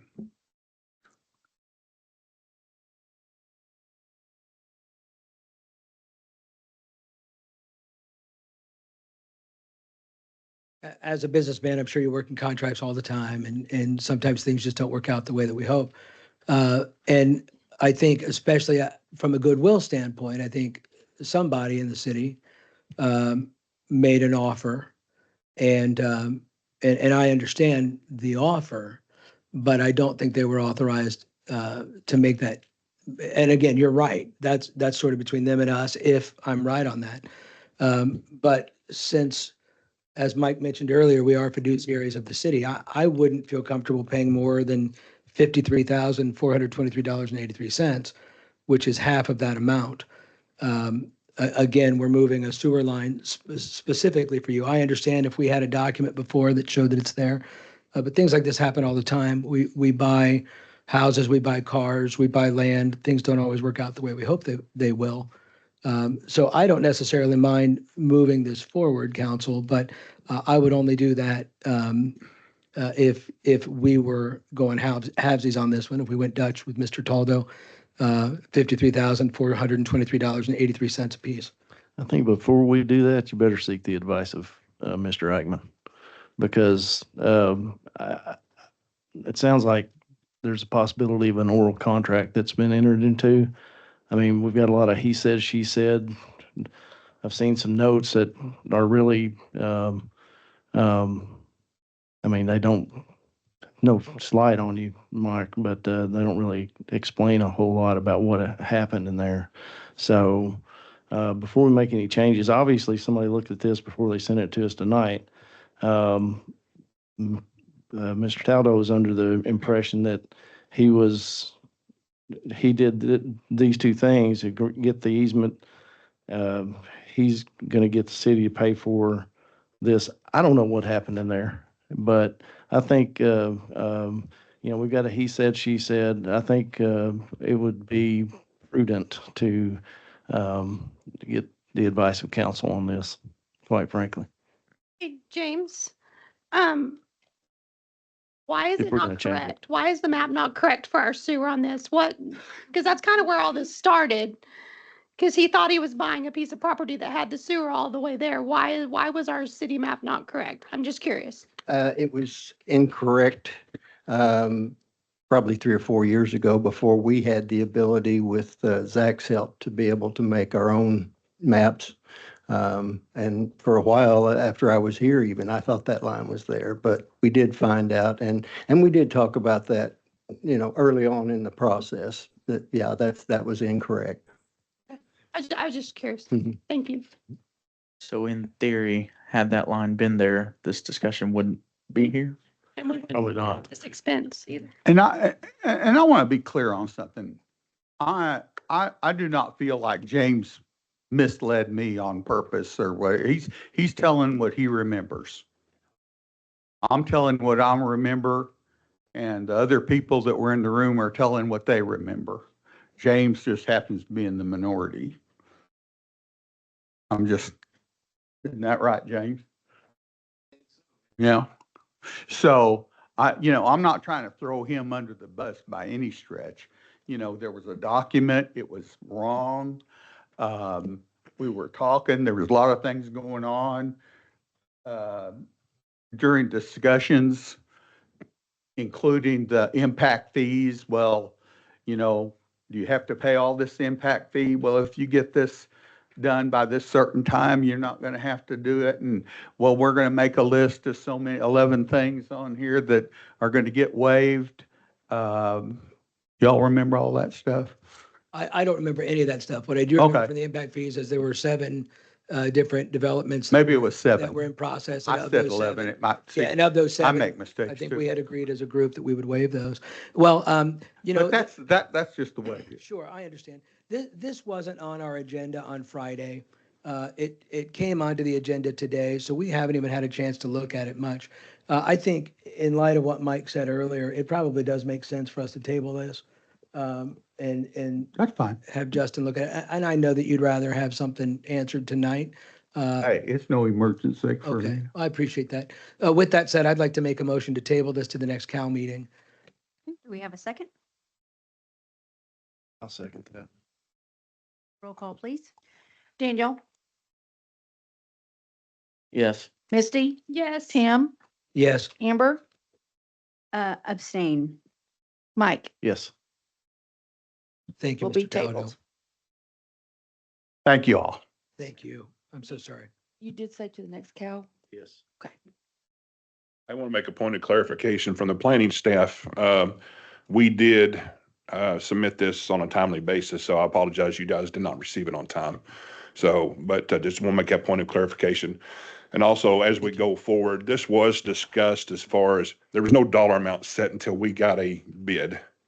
But all the other things were discussed until we got the bid. That's why you see the dollar amount that you see. Yeah, and it sounds like it's above board, but again, we're talking about striving for transparency. and Exactly. we just That's wanna what get we're the- trying to do with this. Yeah, So. thank you, Brad. You're awesome. I had a quick question for you, Brad. Did this come before the planning commission? No. Okay. Did, Large scale did. This is to be approved by you guys. gotcha. So Yes. when we did the agreement with the contractor on Renly Ray, Mhm. that one, did that one also go?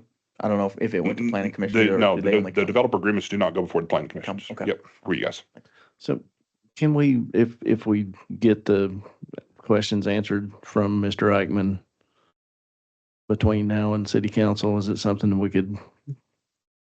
That's what I was Take gonna care of ask. at If we, that if point we, in if time? we had I don't agreed know. a dollar, if we had an agreed dollar amount you guys agreed to, everyone's acceptable to, can you just move it toward and just accept and we can Right. make this new? That's why I had a hesitancy to saying, to table this is we could have just pushed it to city council and then, got that information from Mr. I don't know if Eichmann. we can undo the table We can. motion. I'm- Sorry, yeah, I'm I sorry, know, this but- has already been tabled. Right. You cannot discuss any further. Now, did we specify where we're tabling it to? To the cow, he just Okay, told to you the the cow. All right. Okay. Mr. Taldo, you could pick up your information right down here at the end, so you guys will be able to keep your paperwork. Okay, moving on to item I, a discussion of a resolution to declare surplus and authorize the sale of certain equipment for the city of Tontitown. Mayor Russell or Mr. Latham? Thank you so much. I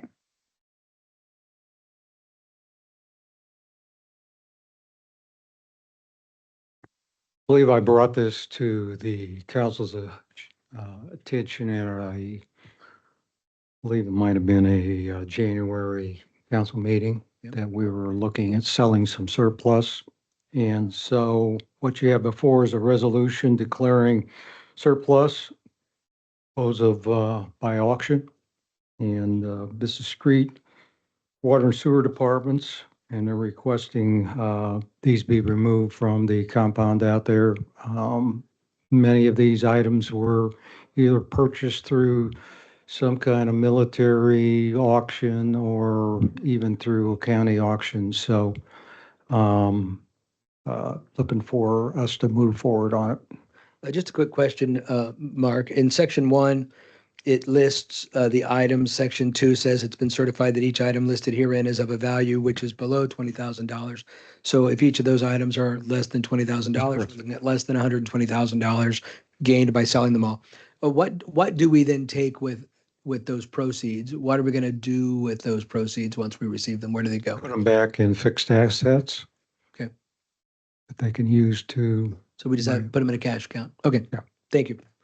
I don't have any further questions. I'm certainly willing to let others ask if they have them, but if they don't, I'd like to make a motion to move this to city council. Okay. Did anyone else have any other questions? Okay, I've got a motion. I'll Looking for a second. roll call, please. Amber, Yes. Daniel, Yes. Tim, Yes. Mike, Yes. Misty. Yes. Thank you, Mr. Latham. Right. Item J, a discussion of a resolution expressing the willingness of the city of Tontitown to utilize federal aid transportation alternative programs or recreational trails program funds for the pedestrian crossing project. It looks like Mr. Latham is up. Yes, what we'd like to do is apply for a TAP grant. The due date through the Northwest Arkansas Regional Planning is, I believe, April 3rd. This would be for 2026 funding. What we're looking at is submitting a grant for pedestrian crossing lights. They'll be located there by the school. As you know, Fletcher will be moving forward, and that's going to become a very busy intersection, of which you'll have another subdivision being developed there with people crossing. So we would like to be able to submit this. The cost estimate's high, I think. Oh, okay.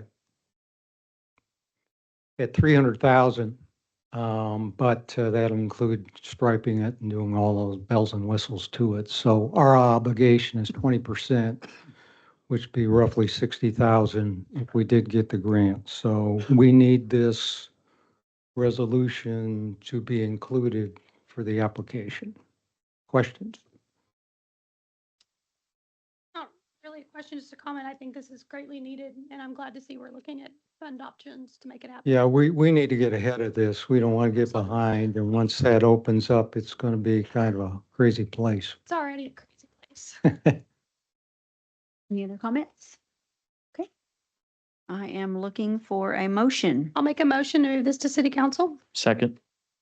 Roll call, please. Daniel, Yes. Misty, Yes. Tim, Yes. Mike, Yes. Amber. Yes.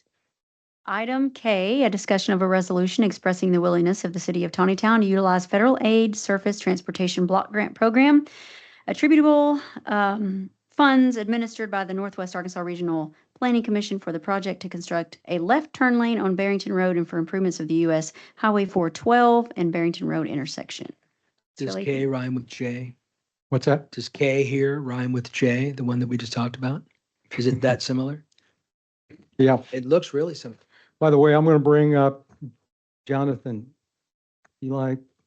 Jonathan is our engineer for this project over here. He's the one we hired from Burns and McDonald. Reason, he's just going to get a short presentation. They actually have a design of the intersection. And so, but the discussion, or at least what I want you to see as the concept, really has to do with the tunnel. There's three options. Some are going to be more probably expensive. And we are meeting with, we do have a scheduled meeting right now with Pam. Pam is a critical component of this, especially when we're looking at turning radius for trucks, as well as possibly where that tunnel will go. And then we'll also have to meet with the church. Part of where these are going to be located really has to do a lot with utilities. So our next phase that we're looking at here to apply for would be for the right-of-way and the utilities. And your resolution, I just want to make a note on that. I don't know, the attorney got that wrong. It's not for, let me get my thingy out here.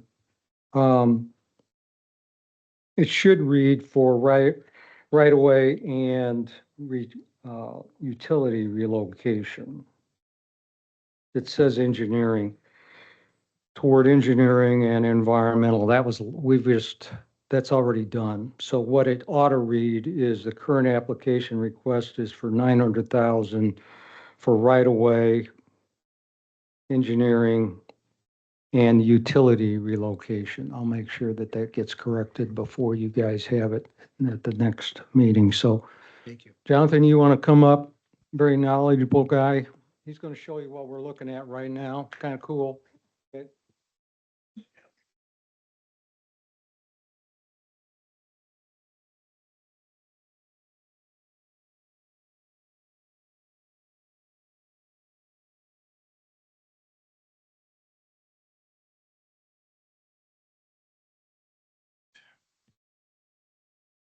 Thank you for having me. I think Mark already covered a lot of this, so I won't spend a whole lot of time here, but just had a quick recap to kind of remind you, where we were at. This was the original concept that was advertised with the project, and kind of a brief history there of kind of where the project's been over the last couple of years. 2023 of funds were awarded. 2024 was mainly contract review and consultant selection. We were awarded the project in late 24, and got the notice to proceed right after the first of the year this year. So we've been working very quickly in anticipation of this next round of grant funding, because we knew that was a priority for the city, to make sure that can continue the project moving forward. So what I'm going to show you today is really, it's intended to be, this is a really zoomed out view, and I'm going to change it here in a minute. But it's really more of an input session for you to kind of see the concepts we've developed. If you have things you like, things you don't like, we'd love to hear it, because this is kind of the moment over the next couple days leading up to the council meeting where we're kind of revising everything, all the costs and estimates and things like that, so that we can try to make sure that we've got enough covered in that grant funding application for that next round. So I'll go ahead and switch over to that. Okay. And so what you can see here on the screen, you can see the concept for the roadway. Roadway is a 3-lane section. It's one way in each direction with a center turn lane. At the intersection, we're anticipating, based on the original concept, that there would be one turn lane in each direction, left, right, and then one through. We're still working on the modeling for all that. We've collected traffic counts this last week, so that'll inform the actual design on some of those turn lanes. But like Mark mentioned, we really want to get your input on a few of these trail options. So I think when we met with Mark and the mayor and James earlier, I guess it was later last week, we had, I think, 5 options we brought to the table, and we kind of narrowed it down, some pros and cons. We've looked at a few other variations of these 3. And so I'm going to start turning some layers off here, just so it's a little easier. So it's easier to see. The first one that we're going to look at was primarily this green option. And what you're seeing here is a tunnel that would be under Highway 412. And then these would be ramps that would be coming up to grade, if you can imagine. So it'd be retaining walls or slopes on either side. And basically getting the sidewalk back up to surface grade. Is this similar to what they have over by Shiloh Museum? When you think of the bike? Right. Okay, I'm just trying to visualize. Yep, exactly. Yep. Do we have permission from the owner of this property next to us here where that, I mean, it looks like it's right on their land. Right. And that this is very conceptual, not final designs by any means. This is this is the very first time it's being presented. And yet the And- question remains. Right, right. So yeah, the meeting that Mark mentioned with Pam, they own this property. Okay, And so those meetings that you'll also see trails that impact the church property across the road. okay. Those meetings are all going to have to take place today, or not today, but in the future before anything really gets Okay. settled on. Sure. At this point, what we're trying to figure out is, what this option in green or what the option in yellow really impacts from a property, a utility standpoint, so that we can anticipate how much cost that might take. Sure. So that grant fund application is as accurate as we can get it to be. Makes perfect sense. So- Thank you. Yeah. Yep.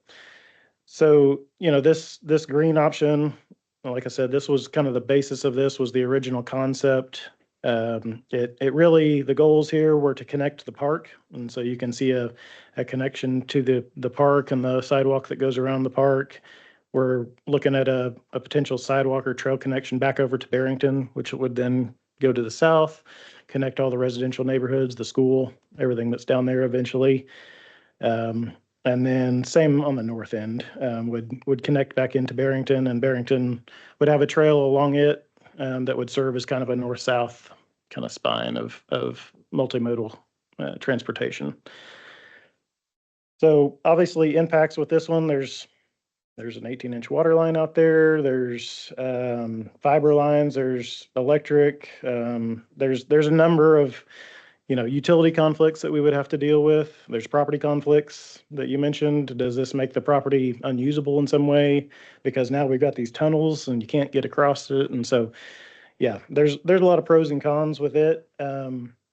But I do think it meets the original intent. It connects the park and it gets that connection across 412. So next one I'm going to throw up there on the screen. By the way, Mr. Ely, if I understand correctly, where that tunnel comes through, there's that open green space. I believe that is owned by Pam, but the area with the building, I believe that's owned by a separate party. Correct. Okay. That's correct. Yep. Yeah, there's a property line that goes here, and this property is kind of like an L shape. Okay. Yep. Thank you for clarifying that for me. Yep. I'll throw this one up here. So this is another option we looked at that would try to keep the path and the tunnel more in line with Barrington as kind of that main spine. This one's a little irregular. You don't see a whole lot of these being built where there's tunnels at intersections, just because it can get a little more complicated. Definitely the utility complications here, signal pole coordinations and things like that would be complicated. And it also would impact the frontage of these properties pretty significantly, because we'd have a depressed trail going down into a tunnel. And so you wouldn't be able to have a driveway across there or anything like that in the future. So definitely some impacts there. Going up to the church, it would impact driveways and things like that for their parking lot. Yeah, that's their entire parking lot. Right. So that. Right, exactly. Agreeing, I'm just gonna be honest, as someone as a parishioner there, I don't see them agreeing. to that. Right, exactly. Yeah, so, and some of these, that's the kind of feedback we'd love to hear tonight. So like, if there are some of these that we know is like, that's really, we need to take that off the table. But if there are other things you're like, did we think about that? But we'd love to hear it. Well, like the first one, I think it was already part of the easement we've already been looking, that I think they've already purchased part of from the church for the expansion of Bandini. Or not Barrington, sorry, of Barrington. So there's already been tons of easement talks with them already. So from what I understand from some of the meetings I've personally been in, being on both sides of the street, I think part of that will not be stuff we have to already get because we've already got parts of it. Right, you're right, you're right. Yep, those easements do extend for the water line back into this area. Right beside the church, Yep. the old church. Yep. And we when we met with Mark and James and Mayor, we knew there was, I don't know if the church still has plans for a garden in that area or On not. the other side of the old church now, they've Oh, okay. fully taken everything off the table. Okay, And we were thankful for that conversation taking place before the money went in. gotcha. But they are waiting to expand the parking lot until this goes on the table. Okay, Because we're trying to not spend money that's just gonna get yep, plowed over. Yep. So we're trying to I know they're trying to work in conjunction with the city on this project. right. Yeah, because that was one of the things, we did have the old layout. Let me see if I can turn it on here. So we had the old layout in there and how that would potentially conflict with it. But yeah, that's good to know if that's going to be. Totally that's gonna changed be maybe- nothing okay. except for the grotto inside the window. There will be Okay. nothing on the side, maybe some beautification around it, but the memorial garden will now be only on the one side. Right. Yep. Okay. And then, we have considered, I did forget to mention while we were on some of these, we've considered some alternative, like, I'll just kind of turn them on here, connections where we might actually turn the trail and do a different kind of route. So you can see we've looked at connecting up in front of City Hall. We've looked at going west and what that might do, depending on if this is a property, large impact. So I think I show you all these just to show you there's still a lot of options on the table. I mean, we have the road there, the little side road beside City Hall. Is it Right. the right there beside the water department? I mean, is that? Yep. I mean, we Cordiana. have that already. That's our land. So why wouldn't we look at, you know what I mean? Kind of looping Yep. with that to the park. And Just it's curious. it's possible. The main reason was access, because in anything where we come out of underground through this area, we'll be coming up in a ramp, and so all the parking lot connections to Cortiana would have to go away. We'd have to Okay, yeah. close all the access points. So yeah, we didn't feel like it was it's not off the table, I guess. I mean, it's still Right. an option that could be considered. And yeah, of course, when the city owns the property, that makes it a whole lot easier. But I think it's gonna be an interesting conversation with Pam. They've not budged on anything on that project ever. yeah, I think that's gonna be, the church knows it's coming. Pam's the area I see as getting the most pushback from, Right. personally. yep. Yeah, and I would expect that we have these same conversations, with Pam and the church. It's just that because of the funding deadline, we needed to go ahead and have some of these conversations with you all, or as early as we could, to go ahead and start the conversation. Well, Misty and Mike and Larry, who's not here tonight, they all go to church there. Are there dozens of families that are trying to cross the street to come over to the park after church on Sunday? Okay. But I will tell you, I have a 14-year-old that is, or 13-year-old that's super excited about this tunnel to go back and forth for the bike trail. So, but no, there's not, the busy time's the Great Festival.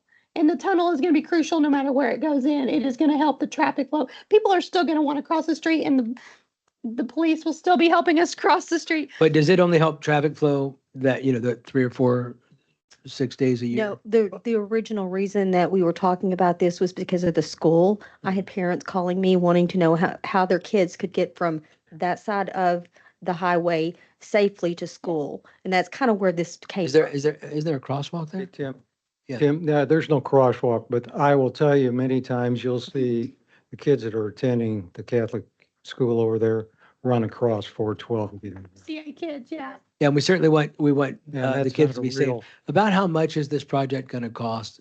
I mean, just. Well, the part. total estimate back 2 or 3 years ago was 7 million. So It's 10 now.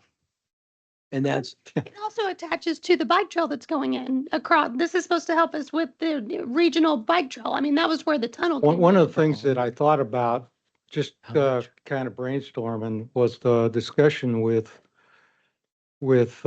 Pam would be maybe if they would grant us some property over there for a lease for $1 a year, we could build a nice little food truck space on that corner. Great. well, $10 million just seems like a lot of money, but we've got some grants. And how many grants? Yeah, 20%, that's what your cost is. Our cost is 20. So if it's a $10 million project, we pay $2 million. Right. But that's not just the tunnel. That's the turning. That's the, lane. that's the whole deal. Yeah, That's, everything. Understood. that's the Understood. ball of wax there. Okay. So I'll jump through, and we can always come back to these if you see something you want to come back to and take another look at. But just for the sake of time, I'll keep kind of rolling through these options here.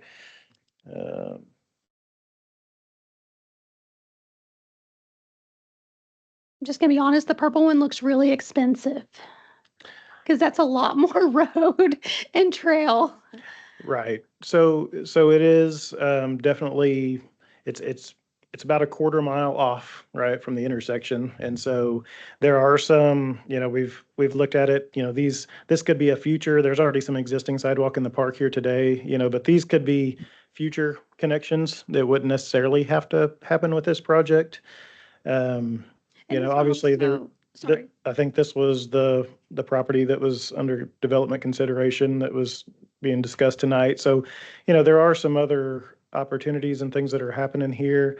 This is one of those alignments that, it has a potential to serve more people because it's mid-block, if you would imagine, kind of zooming out and looking here. People will have an opportunity, regardless of what we do with the tunnel. There will be improved crosswalks. There'll be push buttons and pedestrian heads at the signal light. So people will have an opportunity to cross safer there. It still doesn't feel good. I still don't like crossing it with my kids. Yeah, I would rather do it in a tunnel. But, so, yeah, exactly. So, getting it a little bit away from the intersection actually can serve more people, more neighborhoods, more destinations. It potentially has more property impacts to the church. So the museum, we'll need to hold off until we find out what the survey looks like. Right. We're fixing to get back because the museum's looking to expand. right. So we're just waiting to see where that lands as well. Yep, and I understand that's somewhere here in the park, right? Right there at the front. Right there beside. That's the museum. So that Yeah, area right okay. beside, we're waiting to see what's ours to see what we Okay. present and come up with. Okay, I was thinking that was going to be disconnected from the existing museum. It That- will, but it oh, will be right. Right there. Yeah. Okay, good to know. Yep. And so with this one, we've looked at, this one gives this the ability to, because there's a little more space there, potentially look at different like loops and connections. Let me see here. So that's a bike trail on the whole side over there Correct. on the church. So they would need to reevaluate where they put all their vendors for the Great Festival. And they're kind of selective about just Yeah, absolutely. being Yep. transparent. And that's why I wanted you to see this image, I'm glad because you took the picture during the Great Festival because this is very crucial. yeah, Important. we didn't do it. We were lucky that it actually happened, at the time, but certainly we understand that. And, there's definitely an opportunity where these can be closer to the right of way, like Right. closer to the roadway, maybe we can push it up against it. We've tried to be a little bit conservative in where we've placed these, thinking it might be like worst cases is how much space it might take. Right. Well, I remember in our meeting that we had that you had said that you had come up here for the Great Festival, or one of you did, Yep. had actually come up here for the Great Festival so you could get a visual Right. of this. Yep. And I appreciate Yep. that. So, yeah, and again, we've considered several different kind of alternatives with this one, where we might bring the ramp up this way instead of, some of these. So anyway, that's you can kind of see we had a green alignment. Turn on that main one again. Kind of just going back through these.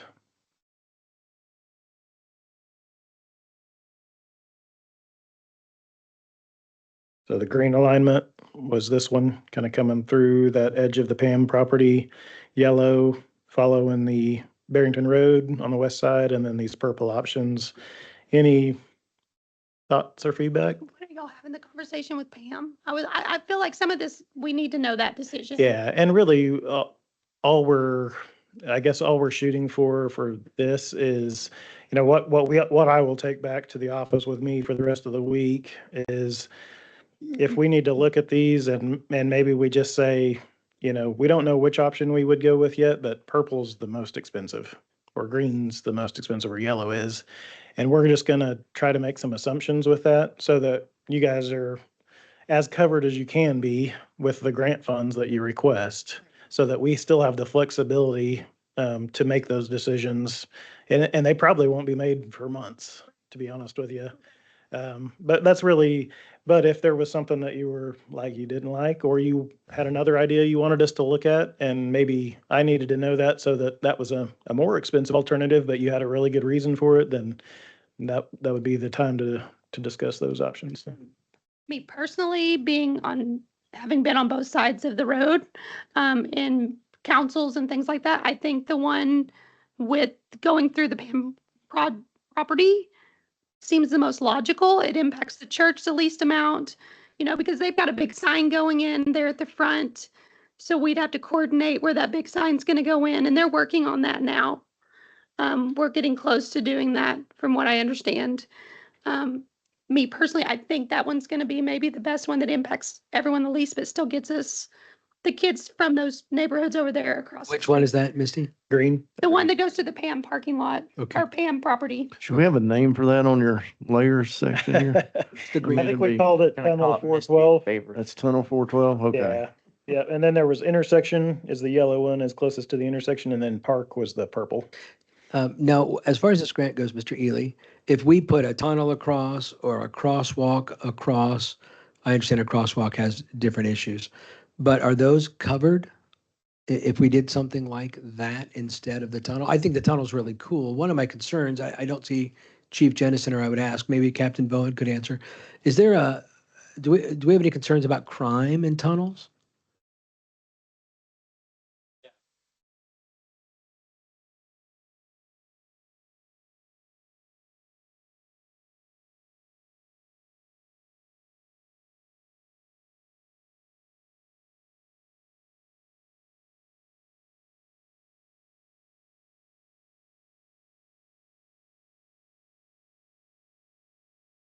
Okay. And by the way, I meant to say bridge. We were talking about a tunnel, but like a bridge or a crosswalk, would that have more crime, less crime? Does it matter?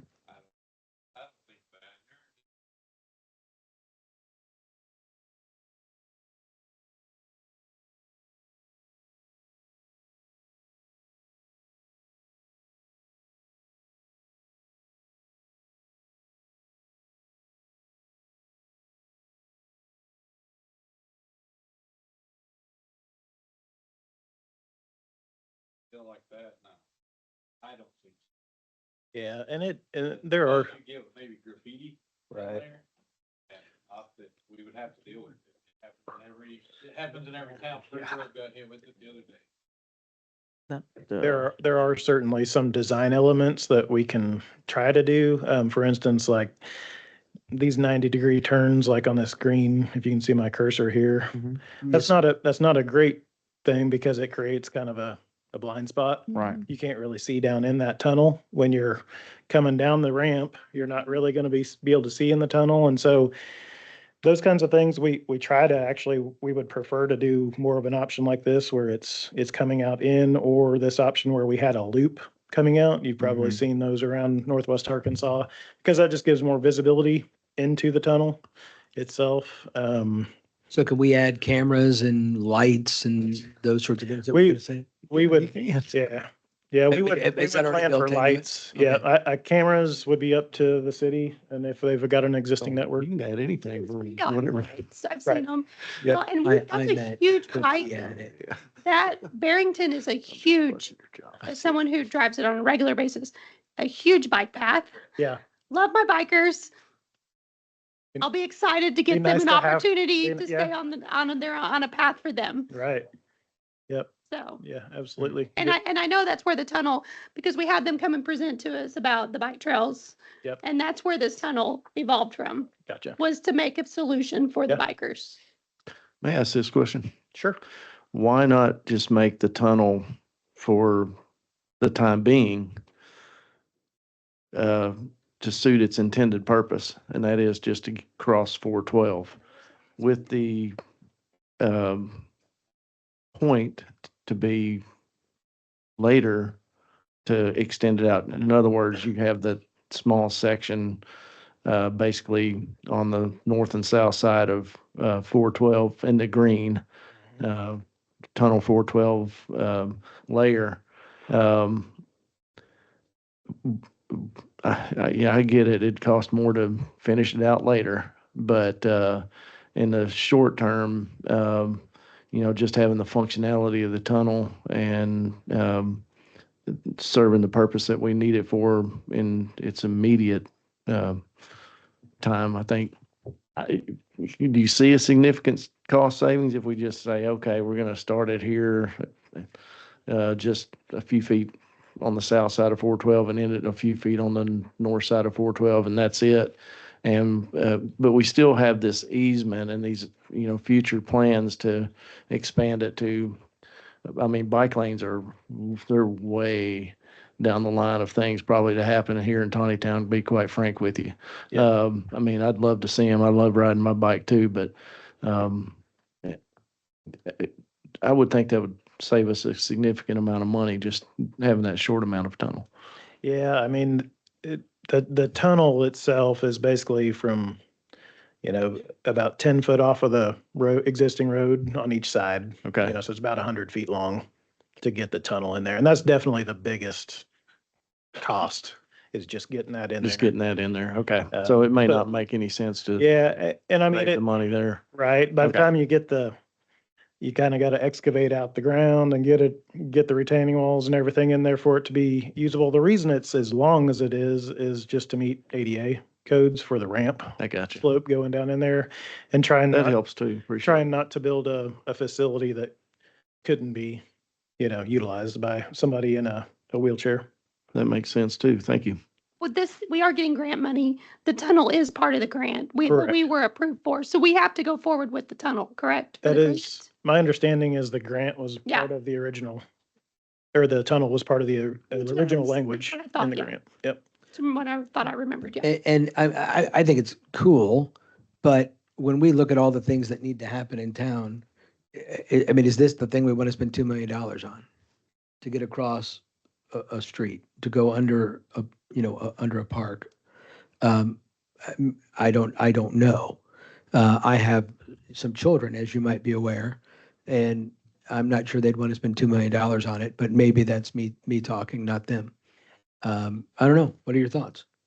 I just know if we're gonna get the grant money, we have to follow what we were given the grant for. But we don't have to do a $10 million thing, No, do we? no, but we still we'd have to do the tunnel. Okay, of some so, sort. so if we do a shorter tunnel, I mean, no offense, but we're asking the guy who builds tunnels for us, if we could do a long one or a short one. And long tunnels are better, everybody knows that. But if we just need to get across in that tunnel, or if we could do a bridge, if that would be covered or whatever.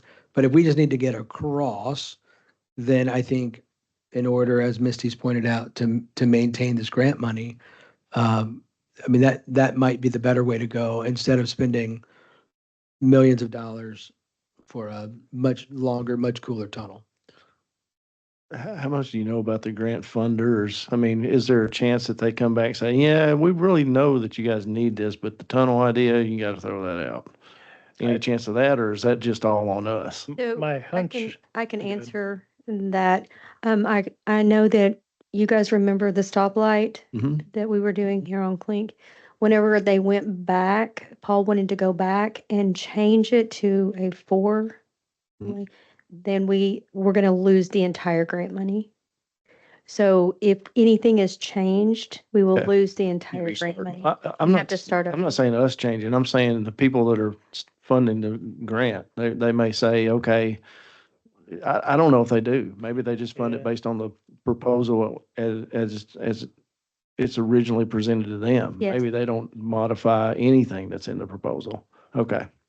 That's really all I'm asking. So is the length of the tunnel specified? I mean, I know earlier you said we need 100 feet to get across, right? It's not. Okay, so if we did 100 feet, that's covered by this grant. It is, I mean,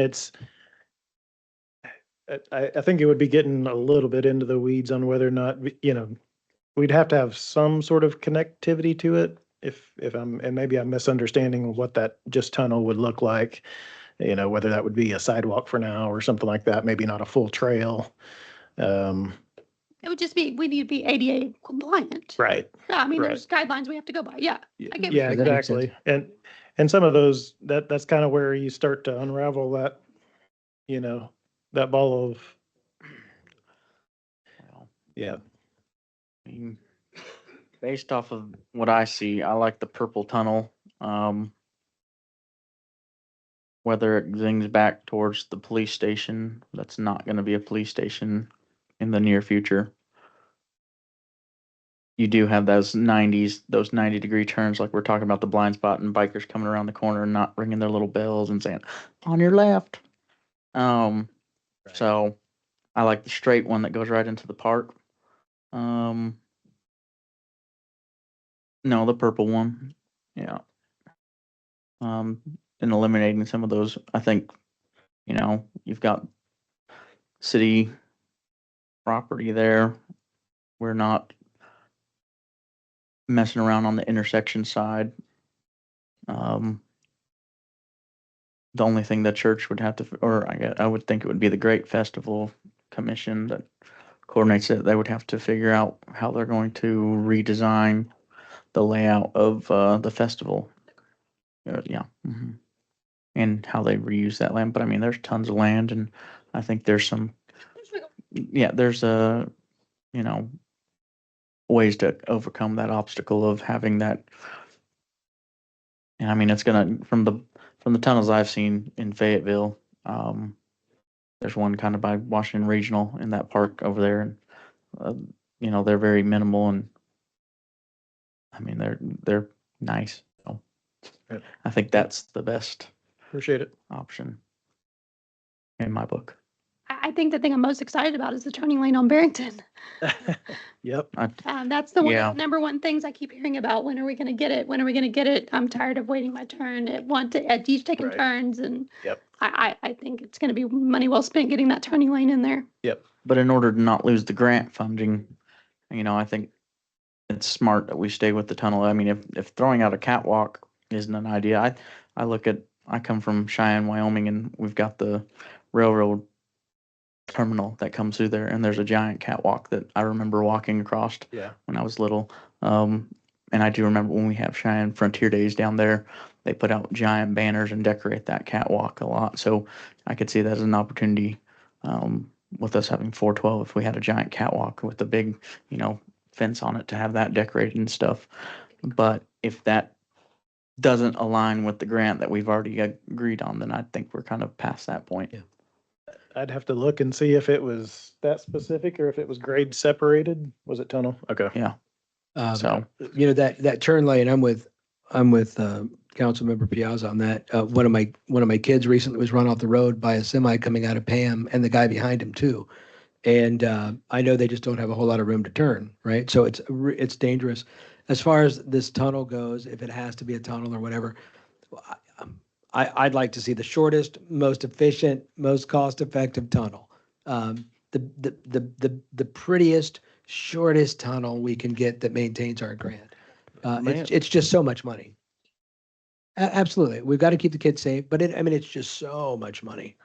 Well, May I but this ask- money's all of it, including the turning lanes. I mean, this is the whole project. Sure, yeah, sure, but again, $2 million, Mr. Washko, that's yeah, a whole you got lot a of comment? dollars. I do. Are we kind of putting the cart before the horse here? This resolution is for just engineering and utility easement relocation. I mean, if that doesn't get granted, is all this discussion for naught? Right. Pretty much. Right. I thought Mr. Right. Ely was looking for input I think- before the city Yeah. council meeting. Yeah, this is just input, but yeah, basically this next grant that we're talking about is not for the construction dollars that would build it. Exactly. It's just for the final design, the right-of-way acquisition, and the utility relocations to accommodate it in the future. So maybe we should, So the expectation Sorry. would be that, that hopefully I would be in front of you again here in 26, sure. and we would be talking about construction dollars and actually a design. But you Right. had asked for which tunnel we like. That's kind of where this discussion came Yep. from, correct? Exactly. And I appreciate that, but Yep. I mean, I'm not trying to be Yeah, rude, but you're right. You're right. Yeah. I'd just like to move this forward to vote on this resolution at this time if, To that That point, motion to make- and I'll be glad to discuss this further. I appreciate all the information, but, I mean, this may be a Yeah. futile discussion if we don't get this thing done. So, thank you very much for the Yeah. information, but I'm gonna make a motion that we, send this resolution with the changes that Mr. Latham has, suggested. Do we have a for- second? I'll second. Roll call, please. Misty, Yes. Mike, Yes. you, Daniel, yes. Amber, Yes. Tim. At this point, I'm going to say no, Okay. but thanks. Okay, we added item L, so we'll move on down. A resolution of the City Council of the City of Elm Springs, Arkansas, authorizing the destruction of certain court records of the Washington County Direct Court Elm Springs Department.